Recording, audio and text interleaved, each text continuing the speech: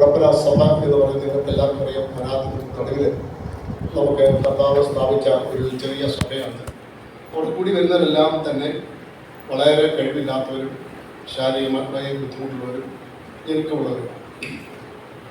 എന്നാൽ ഞാൻ ഈ കഴിഞ്ഞ 10-22 വർഷത്തോളം അവിടെ ശുശ്രൂഷിച്ചു. എന്നാൽ എൻ്റെ ഏറ്റവും വലിയ ആഗ്രഹം സഭയിലെ എല്ലാ വിശ്വാസികളും എഴുന്നേറ്റ്, എല്ലാവരും പറഞ്ഞു സഹോദരന്മാർ എല്ലാവരും എഴുന്നേറ്റ് വചനം പറയണം, പ്രസംഗിക്കണം, ക്ലാസ് എടുക്കണം എന്നുള്ള ആഗ്രഹത്തിലാണ് അവരെ ആദ്യമേ പഠിപ്പിച്ചു കൊടുത്തത്. ഞാൻ ഈ അടുത്ത സമയത്ത് ഒരു 3-4 വർഷമായിട്ട് പ്രവർത്തനത്തോട് ബന്ധത്തിൽ പല സ്ഥലങ്ങളിലേക്ക് പോകുമ്പോൾ ആ സഭയിലെ എല്ലാ കാര്യങ്ങളും ചെയ്തുകൊണ്ടിരുന്നത് ഞങ്ങളുടെ ആ സ്ഥല മൂപ്പന്മാരിൽ ഒരാളായ ഒരു ജോർജാനാണ്. എൻ്റെ സഹോദരിയുടെ ഭർത്താവാണ്. അദ്ദേഹം വളരെ, ഞാൻ ഒഴിച്ചായിട്ട് പറയില്ല, വളരെ മാതൃകയുള്ള, വളരെ താഴ്മയുള്ള ഒരു ദൈവദാസനാണ്. കഴിഞ്ഞ ചില നാളുകളായിട്ട് പുള്ളിയുടെ വയറ് ഇങ്ങനെ വീർത്ത് നിൽക്കുന്നതുകൊണ്ട് എന്താണെന്നുള്ളൊരു സംശയം ഉണ്ടായിരുന്നു. ഇടയ്ക്ക് ലൂസ് മോഷൻ ഉണ്ടാക്കിയപ്പോൾ ചിറ്റാറിൽ ഒരു ഹോസ്പിറ്റലിൽ കൊണ്ട് കാണിച്ചപ്പം അവർ പുറത്തുനിന്ന് സ്കാൻ ചെയ്യുമെന്ന് പറഞ്ഞു. അപ്പോൾ ഞാൻ നോക്കിയിട്ട് ശനിയാഴ്ച വെളുപ്പിനെ കോവിലൂരിൽ പോയപ്പോഴും എൻ്റെ മനസ്സിൽ ഇതായിരുന്നു ചിന്ത. പെട്ടെന്ന് ഞങ്ങൾ ഞായറാഴ്ച തന്നെ തിരിച്ചു വന്നു. തിങ്കളാഴ്ച വെളുപ്പിനെ ഞാൻ അദ്ദേഹത്തെ കൂട്ടി ഇവിടെ മണാർപ്പുറത്തിലെ പ്രയത്നാഥ് ഹോസ് ഡോക്ടറെ കൊണ്ട് കാണിച്ചപ്പോൾ അദ്ദേഹം പറഞ്ഞു, ചില സംശയങ്ങൾ പറഞ്ഞു, എത്രയും പെട്ടെന്ന് നിങ്ങൾ മെഡിക്കൽ കോളേജിൽ എത്തിക്കണം എന്ന് പറഞ്ഞു. ഞങ്ങളെ പോന്നി മെഡിക്കൽ കോളേജിലേക്ക് അദ്ദേഹം വിട്ടു. അവിടെ ചെന്ന് അതുവരെ എക്സ്റേ എടുത്ത് നോക്കി കഴിഞ്ഞപ്പോൾ പറഞ്ഞു, ഒക്കെ ഇവിടെ ഇതിൻ്റെ സംവിധാനങ്ങളൊന്നുമില്ല, കണ്ടുപിടിക്കാൻ മെഷീൻസ് ഒന്നുമില്ല, അതുകൊണ്ട് നിങ്ങൾ കോട്ടയം മെഡിക്കൽ കോളേജിലേക്ക് കൊണ്ടുപോകണം. അവിടെ കൊണ്ടുവന്ന് CT scanning, MRI sound scanning ഇതെല്ലാം ചെയ്തു. എല്ലാം കഴിഞ്ഞപ്പോൾ ഉടൻ തന്നെ ഓപ്പറേഷൻ ചെയ്യണമെന്ന് പറഞ്ഞു. അങ്ങനെ അദ്ദേഹത്തെ വയറ് കീറി കുടലേക്ക് എടുത്ത് ട്യൂബൊക്കെ ഇട്ട് ഞാൻ സജീവിച്ചു ICU കഴിയുകയാണ്. അദ്ദേഹത്തിന് 80 വയസ്സുണ്ട്. ഞങ്ങളുടെ 80 വയസ്സ് പറയില്ല കണ്ടാൽ, എന്നാൽ സഭയ്ക്ക് താൻ ഒരു വലിയ അനുഗ്രഹമായിരുന്നു. തന്നെ ഓർത്ത് പ്രാർത്ഥിക്കണം. അവരുടെ അവസ്ഥ അറിയാലോ. അദ്ദേഹത്തിന് 4 മക്കളാണ്. മൂത്ത മോളും സിന്ധുള്ള സഭയിലെ സുവിശേഷനാക്കിയത് രവിയാണ് മൂത്ത മരുമകൻ. അവർ ഇപ്പോൾ അവിടെ ഹോസ്പിറ്റലിലുണ്ട്. പ്രത്യേകിച്ച് അവരെ കൂടെ ഓർത്ത് പ്രാർത്ഥിക്കണം. ICUലാണ്. പ്രാർത്ഥനയിൽ പ്രത്യേകം ഓർക്കണമേ എന്ന് അപേക്ഷിക്കുന്നു. ഞാൻ കഴിഞ്ഞ തിങ്കളാഴ്ച മുതൽ ഇന്നലെ വരെ വൈകുന്നേരം വരെ മെഡിക്കൽ കോളേജുമായിട്ടൊക്കെ ബന്ധപ്പെട്ടായിരുന്നു. ഇന്നലെ രാത്രിയിലാണ് വീട്ടിൽ വന്നത്. അന്ന് മുതൽ വളരെ മാനസികമായിട്ടൊരു സംഘർഷം ഉണ്ടായിരുന്നു. അങ്ങനെ ഇരിക്കുമ്പോഴാണ് ഞങ്ങളുടെ സഭയിലെ വേറൊരു സഹോദരനാണ് ജോയി എന്ന് പറയുന്നത്. അദ്ദേഹത്തിന് മക്കളില്ല, ഭാര്യ ആസ്മ രോഗിയാണ്. അങ്ങനെ ഇരിക്കുമ്പോഴാണ് അദ്ദേഹത്തിന് ഒരു വശം പെട്ടെന്ന് സ്ട്രോക്ക് മുഖാന്തരം തളർന്നുപോയി. എന്നാൽ പെട്ടെന്ന് ഞാൻ ഇവിടെ പത്തനംതിട്ട ഹോസ്പിറ്റലിൽ കൊണ്ടുവന്ന് നമ്മൾ മെഡിക്കൽ കോളേജിൽ കൊണ്ടുപോയി ട്രീറ്റ്മെൻറ്റൊക്കെ ചെയ്ത് അദ്ദേഹത്തിന് വേറെ ആരുമില്ല സഹായിക്കാൻ. ഇപ്പോൾ യോഗത്തിലേക്ക് വരും, പണിയിടിച്ചൊക്കെ ആണെങ്കിലും യോഗത്തിന് വരും, എല്ലാം പുള്ളിയിരിക്കുന്നു. കഴിഞ്ഞ ദിവസം അദ്ദേഹത്തിന് ഹാർട്ടിന് ഒരു പ്രയാസം ഉണ്ടായി. ഡോക്ടറെ ചെന്ന് നോക്കും ഹാർട്ടിന് പ്രശ്നമുണ്ടെന്നാണ് കേട്ടത്. ഞാൻ ദൈവത്തോട് ചോദിച്ചു, ദൈവം എന്തുകൊണ്ട് എന്നുള്ള ഒരു വലിയ ചോദ്യം എനിക്ക് ദൈവത്തോട് ഞാൻ അങ്ങനെ ചോദിച്ചു. കർത്താവ്, ഇതുപോലുള്ള ഞെരുക്കവും പ്രയാസമുള്ളവരെയാണോ കർത്താവ് എനിക്ക് കൂട്ടുകാരൊക്കെയായിട്ട് തന്നത് എന്നോർത്ത് ഞാൻ ദൈവത്തോട് ചോദിച്ചു, പ്രാർത്ഥിച്ച് അങ്ങനെ തന്നെ ദൈവങ്ങളിൽ സമർപ്പിച്ച് നടത്തിയിരിക്കുകയാണ്. നിങ്ങൾ പ്രത്യേക കുടുംബത്തെയും കുറച്ച് പ്രാർത്ഥിക്കണം. അവർക്ക് വേറെ ആരുമില്ല. നിങ്ങളുടെ സഭയിൽ നമ്മളെ ചെറിയ സഭയാണെങ്കിലും ആ ചെറിയ സഭയുടെ ചെറിയ സപ്പോർട്ട് കൊണ്ടാണ് ഈ പ്രിയപ്പെട്ടവരൊക്കെ അവിടെ നിലനിന്ന് പോകുന്നത്. നിങ്ങളുടെ പ്രിയപ്പെട്ടവരെ നിങ്ങൾ പ്രാർത്ഥന ഓർക്കണം എന്ന് പ്രാരംഭമായിട്ട് ഞാൻ ഓർപ്പിക്കുന്നു. ദൈവം സഹായിക്കട്ടെ. നമ്മുടെ പത്തനംതിട്ട സഹോദരിമാരുടെ ക്യാമ്പ് നടക്കുമ്പോൾ സഹോദരിമാരൊക്കെ അവിടെ ആയിരിക്കും. ഇന്ന് വൈകിട്ട് ബൈബിൾ ക്ലാസ് കാണത്തില്ല എന്നാണ് ഞാൻ പ്രതീക്ഷിച്ചത്. പക്ഷേ രാജഭവനെ അവിടെ കണ്ടപ്പോൾ ബൈബിൾ ക്ലാസ് ഉണ്ടെന്ന് പറഞ്ഞു. അപ്പോൾ പെട്ടെന്ന് ഞാൻ പ്രിപ്പറേഷൻ ചെയ്തിട്ടുണ്ടായിരുന്നു. ഇത്രയും പ്രിയപ്പെട്ടവർ കടന്നു വന്നത് വളരെ സന്തോഷം വരുന്നു. ദൈവത്തിൻ്റെ സഹായിക്കട്ടെ. ദൈവത്തിന് മുൻപാകെ നമ്മൾ ആയിരിക്കുന്നത് വളരെ സന്തോഷകരമായ ഒരു കാര്യമാണല്ലോ. കഴിഞ്ഞ ആഴ്ച നമ്മൾ ഈ കായിൻ്റെ ത്യാഗം ദൈവം പ്രസാദിക്കാഞ്ഞതിൻ്റെ കാരണം എന്താണെന്നത് നമ്മൾ അല്പമായിട്ട് ചിന്തിച്ചുണ്ടായി. അതിൻ്റെ ഒന്നാമത്തെ കാരണം നമ്മൾ ചിന്തിച്ചത് തനിക്ക് ദൈവത്തോടുള്ള തൻ്റെ മനോഭാവം ശരിയല്ലായിരുന്നു. അതുകൊണ്ട് അവൻ്റെ യാഗത്തിൽ ദൈവം പ്രസാദിച്ചില്ല എന്നുള്ളത് നമുക്ക് കണ്ട് അതിൻ്റെ കാര്യങ്ങളൊക്കെ നമ്മൾ കഴിഞ്ഞ ആഴ്ച ചിന്തിക്കുകയുണ്ടായി. രണ്ടാമത് ദൈവം കായിനോട് ചോദിക്കുന്നൊരു ചോദ്യമുണ്ട്. ആ ചോദ്യം എന്തായിരുന്നു? കായിനെ നിന്റെ അനുജൻ എന്ത് ചെയ്യും എന്നാണ് ചോദിച്ചത്. നിന്റെ അനുജൻ എന്ത് ചെയ്യും? അപ്പം അവനെന്താ പറഞ്ഞത്? നിങ്ങൾ വായിച്ചിട്ടുണ്ടല്ലോ. ഞാൻ എൻ്റെ അനുജൻ്റെ എന്ന് പറഞ്ഞാൽ അതിൻ്റെ അർത്ഥം എന്നാ? കായീൻ മൂത്ത ആളാണ്, ഇളയ ആളാണ് ഹാബേൽ അല്ലേ? അപ്പൊ ഹാബേലിനെ സംരക്ഷിക്കേണ്ട ഒരു ഉത്തരവാദിത്വം ആർക്കുണ്ടായിരുന്നു? കായീനുണ്ടായിരുന്നു. ഒരു പിതാവിന്റെ സ്ഥാനമാണ് വീട്ടിലെ മൂത്ത മക്കൾക്കുള്ളത്. പിതാവിന്റെ സ്ഥാനം, പിതാവ് കഴിഞ്ഞ പിന്നെ അടുത്ത വീട്ടിലെ എല്ലാ കാര്യങ്ങളും നോക്കിക്കൊണ്ട് ചെയ്യുന്നത് മൂത്ത ആളാണ്. അപ്പോൾ ആ മൂത്ത ആളിന്റെ ഉത്തരവാദിത്വമാണ് ഇളയത്തങ്ങളെ സംരക്ഷിക്കുക, അവരെ പരിപാലിക്കുക, അവരുടെ ആവശ്യങ്ങളൊക്കെ സൂക്ഷിക്കേണ്ടതും ഈ ജ്യേഷ്ഠന്റെ ഒരു അവകാശപ്പെടുന്നതാണ്. അതുകൊണ്ട് അവിടെ ചോദിക്കും, ഞാൻ അവരുടെ കാവൽക്കാരനാണോ? ഇതിനൊക്കെ ദൈവത്തോട് ചോദിക്കാം. ശരി, അപ്പം അതിന്റെ ശരിയായിട്ടുള്ള ലിറ്ററലായിട്ടുള്ള നമ്മളെയൊക്കെ ദൈവം ദ്രോഹത്തിലാക്കി വെച്ചിരിക്കുന്നതിന് ദൈവത്തിന് ചില ഉദ്ദേശങ്ങൾ നമ്മളെ കുറിച്ചുണ്ട്. നമ്മളെ ഒരു കുടുംബത്തിൽ നമ്മളെ ആക്കി വെച്ചിരിക്കുമ്പോൾ നമ്മുടെ മാതാപിതാക്കളിൽ നമ്മളെ ജനിപ്പിച്ചതിൽ മൂത്ത മകനായിട്ടോ ഇളയ മകനായിട്ടോ അതിൻ്റെ നമ്മളെ ആക്കി വെക്കുമ്പോൾ നമ്മുടെ ആ സ്ഥാനത്തിന് ഒരു പ്രത്യേകത ദൈവം വെച്ചിട്ടുണ്ട്. അത് അത് നിവർത്തിക്കണം. അത് ദൈവം നമ്മളിൽ ആഗ്രഹിക്കുന്ന ഒരു കാര്യമാണ്. അവരത് ചെയ്യാതെ അവരെന്ത് ചെയ്യുന്നതാണ്? അവൻ ഒളിച്ചു ഓടി എന്നാണ് നമ്മൾ വായിക്കുന്നത്. ഏതാനും തോട്ടത്തിൽ ആദവും ഹവ്വയും അത് തന്നെയാണ് ചെയ്തത്. അവർ ദൈവസന്നിധിയിൽ തെറ്റ് ചെയ്തിട്ട് ഒരു ഓടി ഒളിച്ചു എന്നാണ് പറയുന്നത്. അപ്പോൾ എല്ലാവരും ഇതൊക്കെ തന്നെയാണ് ദൈവത്തിൻ്റെ സന്നിധിയിൽ നിന്ന് അവർ ഒളിച്ചോടുന്ന ഒരു മനോഭാവമാണ് എല്ലാവർക്കും ഉള്ളത്. അതുകൊണ്ടാണ് ദൈവം നിയമങ്ങൾ വെച്ചത്, യാഗങ്ങൾ വെച്ചത്. അപ്പോൾ അങ്ങനെയാണെങ്കിൽ ഇന്ന് നമ്മൾ പഠിക്കാൻ പോകുന്നത് യാഗങ്ങൾ. ദൈവസന്നിധിയിൽ നമ്മൾ ദൈവത്തെ പ്രസാദിപ്പിക്കുവാൻ ദൈവം യാഗങ്ങൾ വെച്ചിട്ടുണ്ടായിരുന്നു. അപ്പോൾ ഒന്നാമത്തെ പഴയ നിയമത്തില് അല്ലെങ്കിൽ ന്യായപ്രമാണത്തില് 5 യാഗങ്ങളാണ് ദൈവം നമുക്ക് നൽകിയിരിക്കുന്നത്. പഴയ നിയമത്തിൽ നമുക്ക് 5 യാഗങ്ങൾ ദൈവം മനുഷ്യൻ ചെയ്യാൻ വേണ്ടി പറഞ്ഞിരിക്കുന്നതായിട്ട് നമ്മൾ കാണാൻ കഴിയുന്നുണ്ട്. എന്തൊക്കെയാണ് 5 യാഗങ്ങൾ എന്നുള്ളത് നമ്മൾ വായിക്കുന്നുണ്ടല്ലോ. എന്തൊക്കെയായിരുന്നു 5 യാഗങ്ങൾ? ഒന്ന് ഹോമയാഗം, ബേൺഡ് ഓഫറിംഗ് അല്ലേ? Burnt offering. ഈ ഹോമയാഗം എന്ന് പറയുന്നത് അതിന് എബ്രായ ഭാഷയിൽ പലാഹ് എന്നൊരു വാക്കാണ് ഉപയോഗിക്കുന്നത്. പലാഹ് എന്ന വാക്കിന്റെ അർത്ഥം സമ്പൂർണമായിട്ട് തീയിൽ കത്തി അതിന്റെ പുക മേൽപോട്ട് പൊങ്ങുന്നതിനെ പലാഹ എന്ന വാക്കാണ് ഉപയോഗിച്ചിരിക്കുന്നത്. അപ്പോൾ ആ നിലയിൽ ഈ പുകത്തേക്ക് പൊങ്ങുമ്പോൾ അതിന്റെ സുഗന്ധം ദൈവം മണത്തിട്ട് ദൈവം അവരെ അനുഗ്രഹിക്കുന്നതായിട്ടാണ് നമുക്ക് കാണാൻ കഴിയുന്നത്. ഉദാഹരണത്തിന് നമ്മൾ പുറപ്പാട് പുസ്തകം 29-ാം അധ്യായം അതിലെ 42-ാമത്തെ വാക്യം വായിക്കുമ്പോൾ നിരന്തര ഹോമയാഗം എന്ന് നമ്മളവിടെ വായിക്കുന്നുണ്ട്. നിരന്തര ഹോമയാഗം എന്ന് പറഞ്ഞാൽ രാവിലെയും വൈകിട്ടും ഒരു വ്യക്തി രാവിലെയും വൈകിട്ടും അവന് ഹോമയാഗം അർപ്പിക്കണം എന്ന് ദൈവത്തിന്റെ വചനം നമ്മളെ പഠിപ്പിക്കുകയാണ്. ഹോമയാഗത്തിന് എന്തൊക്കെ വസ്തുക്കളാണ് നമ്മൾ ഉപയോഗിക്കേണ്ടത് നോക്കി അവിടെ പ്രചരിക്കുന്നത്? കാള, ആട്, പ്രാവ്. ഈ നിങ്ങൾ ലേവ്യ പുസ്തകം 2-ാം അധ്യായം 1 മുതൽ 16 വരെയുള്ള വാക്യങ്ങൾ വീട്ടിൽ ചെന്ന് നിങ്ങൾ വായിക്കുകയും ഒന്ന് ധ്യാനിക്കുകയും ചെയ്യേണ്ട ആവശ്യമാണ്.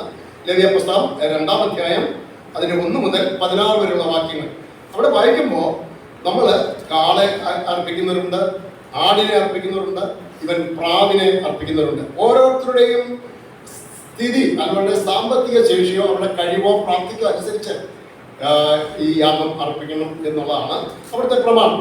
നമുക്കറിയാം, നമ്മുടെ കർത്താവായ യേശു ക്രിസ്തു ഈ ലോകത്തിൽ വന്നപ്പോൾ കർത്താവ് നമ്മൾ ലൂക്കോസിന്റെ സുവിശേഷം 2-ാം അധ്യായം അതിന് 24-ാം വാക്യത്തെ നമ്മൾ വായിക്കുന്നുണ്ട്. എന്താണ് വായിക്കുന്നത്? കർത്താവിനെ അവർ ദേവാലയത്തിൽ ചെന്നപ്പോൾ നമ്മളത് വായിച്ചു നോക്കി. നമ്മൾ വായിക്കുന്നത് ലൂക്കോസ് എഴുതിയ സുവിശേഷം 2-ാം അധ്യായം അതിന്റെ 24-ാമത്തെ വാക്യത്തില് ആ നാളുകൾ കഴിഞ്ഞിട്ട് അവന്റെ ഭാര്യ അതല്ലേ 2-ാം അധ്യായം ലൂക്കോസ് 2:24 വായിക്കുന്നത് അവനെ കർത്താവിന് അർപ്പിപ്പാനും ഒരു കുറുംപ്രാവിനെയോ 2 പ്രാവും കുഞ്ഞിനെയോ കർത്താവിന്റെ ന്യായപ്രമാണത്തിൽ കൽപ്പിച്ചതുപോലെ യാഗം കഴിപ്പാൻ അവർ അവനെ യെരൂശലേമിലേക്ക് കൊണ്ടുപോയി. ഇവിടെ നമ്മൾ കർത്താവായ യേശു ക്രിസ്തുവിനെ ദൈവസ്ഥലിൽ സമർപ്പിക്കുവാനായിട്ട് യാഗം കഴിക്കാനായിട്ട് പോകുമ്പോൾ അവിടെ 2 കുറുംപ്രാവിനെ കൊണ്ടാണ് അവർ പോകുന്നത്. അപ്പൊ അതിന്റെ അർത്ഥം എന്താണ്?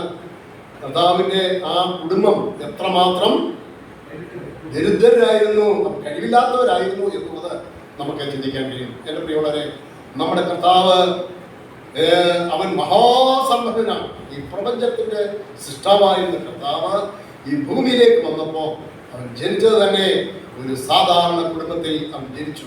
അവനെ ദൈവസന്നിധിയിലേക്ക് കൊണ്ടുചെല്ലുമ്പോൾ കേവലം ഒരു കാളയോ ആടിനെ പോലും യാഗമായിട്ട് അർപ്പിക്കാൻ കഴിയാത്ത നിലയിൽ 2 കുടുംബറാവിനെ കൊണ്ടാണ് അവരെ ശുദ്ധീകരണത്തിനായിട്ട് അവിടേക്ക് കൊണ്ടുപോകുന്നതായിട്ട് നാം കാണുന്നത്. അങ്ങനെയാണെങ്കിൽ നമ്മുടെ കർത്താവിന്റെ ക്രൂശ് മരണം, ദൈവപുത്രൻ ക്രിസ്തുവിന്റെ മരണം ദൈവം മുൻപാകെ ഒരു സൗരഭ്യം യാഗമായിരുന്നു എന്ന് നമ്മൾ വായിക്കുന്നുണ്ട്. യേശുക്രിസ്തുവിന്റെ ക്രൂശ് മരണം എന്ന് പറയുന്നത്, ആ യാഗം എന്ന് പറയുന്നത് ദൈവത്തിന് മുൻപാകെ, പിതാവിന് മുൻപാകെ അതൊരു സൗരഭ്യ വാസനയായ യാഗമായിരുന്നു എന്ന് നാം എഫേസ്യർക്കൽ ലേഖനം 2-ാം അധ്യായം അതിന്റെ 5-ാം വാക്യം നോക്കിയേ. എഫേസ്യർക്കൽ ലേഖനം 5-ാം അധ്യായം അതിന്റെ 2-ാമത്തെ വാക്യം. എഫേസ്യർ ലേഖനം 5-ാം അധ്യായം അതിന്റെ 2-ാം വാക്യത്തിൽ പൗലോസ് നമ്മെ ഓർപ്പിക്കുന്നത്, ക്രിസ്തുവും നിങ്ങളെ സ്നേഹിച്ച് നമുക്ക് വേണ്ടി തന്നെത്താൻ ദൈവത്തിന് സൗരഭ്യവാസനയായ വഴിപാടും യാഗമായി അർപ്പിച്ചതുപോലെ എന്ന് പറയും. അപ്പൊ ക്രിസ്തു നമുക്ക് വേണ്ടി സൗരഭ്യവാസനയായ ആ ബേൺഡ് ഓഫറിംഗ്, ആ ഹോമയാഗമായി തീർന്നു എന്ന് പറയുമ്പോൾ അത് എത്രയോ വലിയ ശ്രേഷ്ഠമായ ഒരു കാര്യമാണ് എന്നുള്ളത് നമ്മൾ ചിന്തിക്കേണ്ടിയിരിക്കുന്നു. അപ്പോൾ ഒന്നാമത്തെ, ഇതിനെക്കുറിച്ച് ധാരാളം എക്സ്പ്ലനേഷൻ ഒക്കെ ചെയ്യേണ്ടതാണ്. എന്നാൽ നമ്മുടെ സ്റ്റഡി അതല്ലാത്തത് കൊണ്ട് അത്യാവശ്യമായ ചില കാര്യങ്ങൾ അതിൽ നിന്ന് പറഞ്ഞു എന്ന് മാത്രമല്ല. ഒന്നാമത്തെ യാഗം ഹോമയാഗമായിരുന്നു എന്ന് നമുക്ക് ചിന്തിക്കാൻ കഴിയുന്നു. രണ്ടാമത്തെ യാഗം ഏതാണെന്ന് നോക്കിയാൽ, രണ്ടാമത്തെ യാഗം ഭോജനയാഗം. ഭോജനയാഗത്തെ കുറിച്ച് നമ്മൾ വായിക്കുന്നത് ലേവ്യ പുസ്തകം 2-ാം അധ്യായം 1 മുതൽ 16 വരെയുള്ള വാക്യങ്ങൾ നമ്മൾ വായിക്കുമ്പോൾ അവിടെ നമ്മൾ വായിക്കുന്നുണ്ട്, നേരിയ മാവ് കൊണ്ട് ആയിരിക്കണം, 12 കാഴ്ചയപ്പം അതിനുണ്ടായിരിക്കണം, പെസഹായുടെ 2-ാം നാൾ ഒരിടങ്ങഴി ഗോതമ്പ് കൊണ്ട് അത് ഉണ്ടാകണം എന്ന് പറഞ്ഞിട്ടുണ്ട്. നീരാജത്തിലുള്ള 2 അപ്പം അവിടെ പറയുന്നുണ്ട്. ഈ യാഗത്തിൽ ചേർക്കേണ്ട വസ്തുക്കൾ എന്തൊക്കെയാണെന്നും അവിടെ പറയുന്നുണ്ട്. നോക്കി, അവിടെ പറഞ്ഞിരിക്കുന്ന ഈ ഭോജനയാഗത്തിൽ കർത്താവായ യേശുക്രിസ്തുവിന്റെ നിഷ്കളങ്കതയാണ് അവിടെ കാണിക്കുന്നത്. ഈ ഭോജനയാഗം കൊണ്ട് യേശുക്രിസ്തുവിന്റെ സമ്പൂർണ്ണ സിൻലെസ് ആയിട്ടുള്ള സമ്പൂർണ്ണ പരിശുദ്ധിയെയാണ് ഈ ഭോജനയാഗം കൊണ്ട് ഉദ്ദേശിക്കുന്നത്. ഈ ഭോജനയാഗത്തിൽ ചേർക്കേണ്ട വസ്തുക്കൾ എന്തൊക്കെയാണ്? ഭോജനയാഗത്തിൽ ചേർക്കേണ്ട വസ്തുക്കൾ നമ്മൾ വായിക്കുമ്പോൾ ഒന്നാമതായിട്ട് അതിനകത്ത് ഉപ്പ് ചേർക്കണം എന്ന് പറഞ്ഞിട്ടുണ്ട്. ഉപ്പ് എന്തിനു വേണ്ടിയാ ഉപ്പ് ഉപയോഗിച്ചിരിക്കുന്നത്? നമുക്ക് എല്ലാവർക്കും അറിയാമല്ലോ. എന്താ ഉപ്പ് രുചി വരുത്തുന്നതാണ്. പിന്നെ ഉപ്പ് വസ്തുക്കൾ കേടുപതാതെ സൂക്ഷിക്കുന്നതാണ്. പിന്നെ അപ്പോ അങ്ങനെയാണെങ്കിൽ ഈ സാധനങ്ങൾക്ക് ശുദ്ധി വരുത്തുന്നതും ഉപ്പാണെന്നാണ് ഇതിലൊക്കെ നമുക്ക് മനസ്സിലാക്കിയത്. ഉപ്പിന്റെ രാസവസ്തുക്കളൊക്കെ കാര്യങ്ങളൊക്കെ കൂടുതൽ പഠിക്കുന്ന കുഞ്ഞുങ്ങൾക്കൊക്കെ അറിയാം. അത് ഭാഗത്തേക്ക് ഞാൻ പോകുന്നില്ല. അപ്പൊ ഉപ്പ് ഈ ഭോജനയാഗത്തിൽ ഉപ്പ് ചേർക്കണം എന്ന് പറഞ്ഞിട്ടുണ്ട്. ഉപ്പ് കേടുവരാതെ സൂക്ഷിക്കുന്ന ഒരു കാര്യമാണ്. നമ്മുടെ കർത്താവായ യേശുക്രിസ്തു മത്തായി എഴുതിയ സുവിശേഷം 5-ാം അധ്യായം അതിന്റെ 13-ാം വാക്യത്തിൽ നമ്മുടെ കർത്താവ് നമ്മെ ഓർപ്പിക്കുന്ന ഒരു കാര്യമുണ്ടല്ലോ. എന്താ അവിടെ പറഞ്ഞിരിക്കുന്നത്? മത്തായി എഴുതിയ സുവിശേഷം, നിങ്ങൾ ഭൂമിയുടെ ഉപ്പാകുന്നു എന്ന് പറയുമ്പോൾ ആരോടാ ഇത് പറയുന്നത്? ഇതാരോടാ പറയുന്നത്? 5-ാം അധ്യായം അതിന്റെ 13-ാം വാക്യത്തിൽ നിങ്ങൾ പറഞ്ഞാൽ നോക്കിയേ, നിങ്ങൾ ഭൂമിയുടെ ഉപ്പാകുന്നു, നിങ്ങൾ ഭൂമിയുടെ ഉപ്പാകുന്നു. അപ്പൊ വിശ്വാസികൾ, കർത്താവിന്റെ അനുയായികളായിരിക്കുന്ന ദൈവത്തിന്റെ മക്കളോട് പറയുകയാണ്, നിങ്ങൾ ഭൂമിയുടെ ഉപ്പാണ് എന്ന് പറഞ്ഞാൽ ഈ ഭൂമി കേടുവരാതെ ഇതിനെ സൂക്ഷിക്കേണ്ട ഉത്തരവാദിത്വം ദൈവമക്കൾക്കുള്ളതാണ്. അതിന് നോക്കിയേ, ഇന്ന് ഈ ഭൂമിയിലെ ഈ വഷളത്വം പെരുകിയ ഈ ഭൂമി ഈ നിലയിലെങ്കിൽ നിലനിൽക്കുന്നതിന് കാരണം അവിടെവിടങ്ങളായിട്ട് ഉപ്പിന്റെ അനുഭവമുള്ള ദൈവമക്കൾ അവിടെവിടങ്ങളായിട്ടുണ്ട്. 2, ഉപ്പിന്റെ മറ്റൊരു പ്രത്യേകത എന്ന് പറയുന്നത് ഈ ഉപ്പ് അതിൽ തന്നെ അത് നശിക്കുകയാണ്. എന്ന് പറഞ്ഞാൽ മറ്റുള്ളവർക്ക് രുചി വരുത്തുകയും അത് അതിൽ തന്നെ അത് കാണപ്പെടാതെ അതിൽ തന്നെ ലയിച്ചു ചെയ്യുന്ന ഒരു അനുഭവം. എന്ന് പറഞ്ഞാൽ നമ്മളെ കൊണ്ട് മറ്റുള്ളവർക്ക് പ്രയോജനം വരുത്തി നമ്മളെ തന്നെ പ്രൊസീഡ് കാണിക്കാതെ അതിൽ തന്നെ യാഗമായി തീരുന്ന ഒരു അനുഭവം. ഒരു ഉപ്പ് അല്പം വെള്ളത്തിലെടുത്തിട്ട് കഴിഞ്ഞാൽ പിന്നെ ഉപ്പ് കാണാൻ പറ്റും. അത് മറ്റുള്ളവർക്ക് രുചി വരുത്തിയാണ്, പക്ഷേ അത് അതിൽ തന്നെ ഇല്ലാതാകുകയാണ്. അപ്പൊ നമ്മുടെ നിങ്ങൾ ലോകത്തിന്റെ ഉപ്പാണെന്ന് പറയുമ്പോൾ നമ്മുടെ പ്രവൃത്തികളും പ്രയത്നങ്ങളും ഒക്കെ മറ്റുള്ളവർക്ക് പ്രയോജനകരമായ നിലയിലായിരിക്കണം. അതാണ് കർത്താവ് നിങ്ങൾ ലോകത്തിന്റെ ഉപ്പാണ്. പിന്നെ രണ്ടാമത് പറഞ്ഞിരിക്കുന്ന മറ്റൊന്ന് എണ്ണയാണ്. എണ്ണ എപ്പോഴും വേദോസ്തത്തിൽ എണ്ണ പരിശുദ്ധാത്മാവിനെയാണ് കാണിക്കുന്നത്. പരിശുദ്ധാത്മാവിനെ കാണിക്കുന്നു. നമ്മുടെ കർത്താവായ യേശുക്രിസ്തു സ്നാനപ്പെടുന്ന സമയത്ത് പരിശുദ്ധാത്മാവിന്റെ പേരിൽ വന്നപ്പോൾ പറഞ്ഞു, ഇവൻ എന്റെ പ്രിയപുത്രൻ, ഇവനിൽ ഞാൻ പ്രസാദിച്ചിരിക്കുന്നു. പരിശുദ്ധാത്മാവ് പ്രാവ് എന്ന പോലെ അവന്റെ പേര് വന്നു എന്നാണ് വായിക്കുന്നത്. അപ്പോ ദൈവത്തിന്റെ മക്കൾ പരിശുദ്ധാത്മാവിന്റെ നിറവിൽ അല്ലെങ്കിൽ ദൈവവചനത്തിന്റെ അനുസൃതമായിട്ട് വേണം നാം യാഗം കഴിക്കുവാൻ, ദൈവസന്നിധിയിൽ കടന്നു വരുവാൻ എന്നുള്ളത് നമ്മൾ മറന്നു പോകരുത്. മൂന്നാമത്തെ കാര്യം എന്ന് പറയുന്നത് യാഗത്തിൽ, ഭോജനയാഗത്തിൽ ചേർക്കേണ്ട മൂന്നാമത്തെ കാര്യം കുന്തിരിക്കമാണ്. ഈ കുന്തിരിക്കം എന്തിനാ കാണിക്കുന്നത്? ഇത് കത്തുമ്പോൾ എന്തുണ്ടാകുന്നത്? സുഗന്ധം പരത്തും, സുഗന്ധം ഉണ്ടാകും. കുന്തിരിക്കം പകരുമ്പോൾ സുഗന്ധം ഉണ്ടാകും. നമ്മൾ 2 കൊരിന്ത്യർ ലേഖനം 5-ാം അധ്യായം 2-ാം അധ്യായം 15-ാം വാക്യം വായിച്ചു നോക്കാം. 2 കൊരിന്ത്യർക്ക് ലേഖനം 2-ാം അധ്യായം അതിന്റെ 15-ാമത്തെ വാക്യത്തിൽ പൗലോസ് നമ്മളെ ഓർപ്പിക്കുന്ന നല്ലൊരു പ്രയോഗം അവിടെയുണ്ട്. നോക്കിയ ആ വാക്യം. അവിടെ പൗലോസ് പറയുന്നത്, രക്ഷിക്കപ്പെടുന്നവരുടെ ഇടയിലും നശിക്കുന്നവരുടെ ഇടയിലും ഞങ്ങൾ ദൈവത്തിന് ക്രിസ്തുവിന്റെ സൗരഭ്യവാസന ആകുന്നു. അപ്പൊ നമ്മളെ വിശ്വാസികളെ കുറിച്ച് ഇവിടെ പറഞ്ഞിരിക്കുന്ന വാക്യം നിങ്ങൾ നോക്കി. അവിടെ നമ്മളോട് ഓർപ്പിക്കുന്നത് രക്ഷിക്കപ്പെടുന്നവരുടെ ഇടയിലും പിന്നെ നശിക്കുന്നവരുടെ ഇടയിലും എന്ന് പറഞ്ഞാൽ എന്താ അതിന്റെ അർത്ഥം? രക്ഷിക്കപ്പെടുന്നവരുടെ ഇടയിൽ എന്ന് പറയുമ്പം ദൈവസഭയിലും അതുപോലെ തന്നെ സഭയ്ക്ക് വെളിയിലുള്ളവരുടെ ഇടയിലും നാം നമ്മുടെ സാക്ഷ്യം സൂക്ഷിക്കണം. നാം കർത്താവിന് വേണ്ടി സൗരഭ്യവാസന പരത്തുന്നവരായിരിക്കണം. പലപ്പോഴും നമുക്കുണ്ട് അത് 100% ചെയ്യാൻ പറ്റുന്നുണ്ടോ എന്നുള്ളത് നമ്മളെ തന്നെ ശോധന ചെയ്യേണ്ട ഒരു കാര്യമാണ്. ഇവിടെ പൗലോസ് പറയുന്നത്, ക്രിസ്തു ദൈവത്തിന്റെ പിതാവിന് മുൻപിൽ സൗരഭ്യവാസനയായി തീർന്നു എങ്കിൽ നാമും ദൈവ മുൻപാകെ സൗരഭ്യവാസന ആയി ഇരിക്കണം എന്ന് നമ്മെ പ്രത്യേകത ഓർപ്പിക്കുകയാണ്. പിന്നെ നമ്മൾ വായിക്കുന്നത് ലേവ്യ പുസ്തകം 2-ാം അധ്യായം അതിന്റെ 11-ാം വാക്യത്തിൽ നമ്മളൊന്ന് വായിച്ചു നോക്കുക. ലേവ്യ പുസ്തകം 2-ാം അധ്യായം അതിന്റെ 11-ാം വാക്യത്തിൽ നമ്മൾ വായിക്കുമ്പോൾ, ഈ യാഗത്തിൽ പുളിച്ചത് യാതൊന്നും യഹോവയ്ക്ക് ദഹന യാഗമായിട്ട് അർപ്പിക്കാൻ പാടില്ല. പുളിച്ചതൊന്നും പാടില്ല. ഈ പുളി എന്തിനെയാണ് കാണിക്കുന്നത് എന്ന് നമുക്ക് നോക്കാം. പുളി എന്തിനെയാണ് കാണിക്കുന്നത്? മത്തായി എഴുതിയ സുവിശേഷം 16-ാം അധ്യായം അതിന്റെ 12-ാമത്തെ വാക്യം നോക്കിയേ. മത്തായി എഴുതിയ സുവിശേഷം 16-ാം അധ്യായം അതിന്റെ 12-ാമത്തെ വാക്യം. പുളിപ്പ് എന്തിനെയാണ് കാണിക്കുന്നത് എന്നുള്ളത് അവിടെ പറഞ്ഞിട്ടുണ്ട്. നോക്കി, അവിടെ പറഞ്ഞിരിക്കുന്നത്, അങ്ങനെ അപ്പത്തിന്റെ പുളിച്ച മാവല്ല, പരീശന്മാരുടെയും സാധുക്യരുടെയും ഉപദേശമത്രേ സൂക്ഷിച്ചു കൊള്ളുവാൻ അവൻ പറഞ്ഞു എന്ന് അവർ ഗ്രഹിച്ചു. അപ്പൊ പുളിപ്പ് എന്ന് പറയുന്നത് സാധുക്യരുടെയും പിന്നെ പറഞ്ഞിരിക്കുന്നത് പരീശന്മാരുടെയും ഉപദേശമാണ്. പരീശന്മാർക്കായിട്ടുള്ള ഉപദേശമുണ്ട്, സദുക്യരുടെ ഉപദേശമുണ്ട്. ആ ഉപദേശം എന്ന് പറയുന്നത് കർത്താവ് പറയുന്നതാണ്, അത് പുളിച്ച മാവിന് തുല്യമാണ്. ആ എന്ന് പറഞ്ഞാൽ നാം ദൈവസന്നിധിയിലേക്ക് കടന്നു വന്ന് കർത്താവിനെ ആരാധിക്കുമ്പോൾ അല്ലെങ്കിൽ യാഗം കഴിക്കുമ്പോൾ നമ്മൾ വചനാനുസരണം, കർത്താവ് നമ്മളോട് പറഞ്ഞിരിക്കുന്ന വചനത്തിൽ എന്ന് പറഞ്ഞിരിക്കുന്നു, അല്ല ന്യായപ്രമാണത്തിൽ അത് പറഞ്ഞതല്ലോ, വചനം കർത്താവ് എന്ന് പറഞ്ഞിരിക്കുന്നു, അതിന് അനുസരണമായിട്ടുള്ള യാഗമാണ് നാം ദൈവസന്നിധിയിൽ കഴിക്കേണ്ടത് എന്ന് നമുക്ക് കാണാൻ കഴിയുന്നു. അതിനോട് ബന്ധപ്പെട്ട് തന്നെ 1 കൊരിന്ത്യർക്ക് ലേഖനം 5-ാം അധ്യായം അതിൽ 8-ാം വാക്യം നിങ്ങൾ നോക്കിയേ. 1 കൊരിന്ത്യർക്ക് ലേഖനം 5-ാം അധ്യായം അതിലെ 8-ാമത്തെ വാക്യം.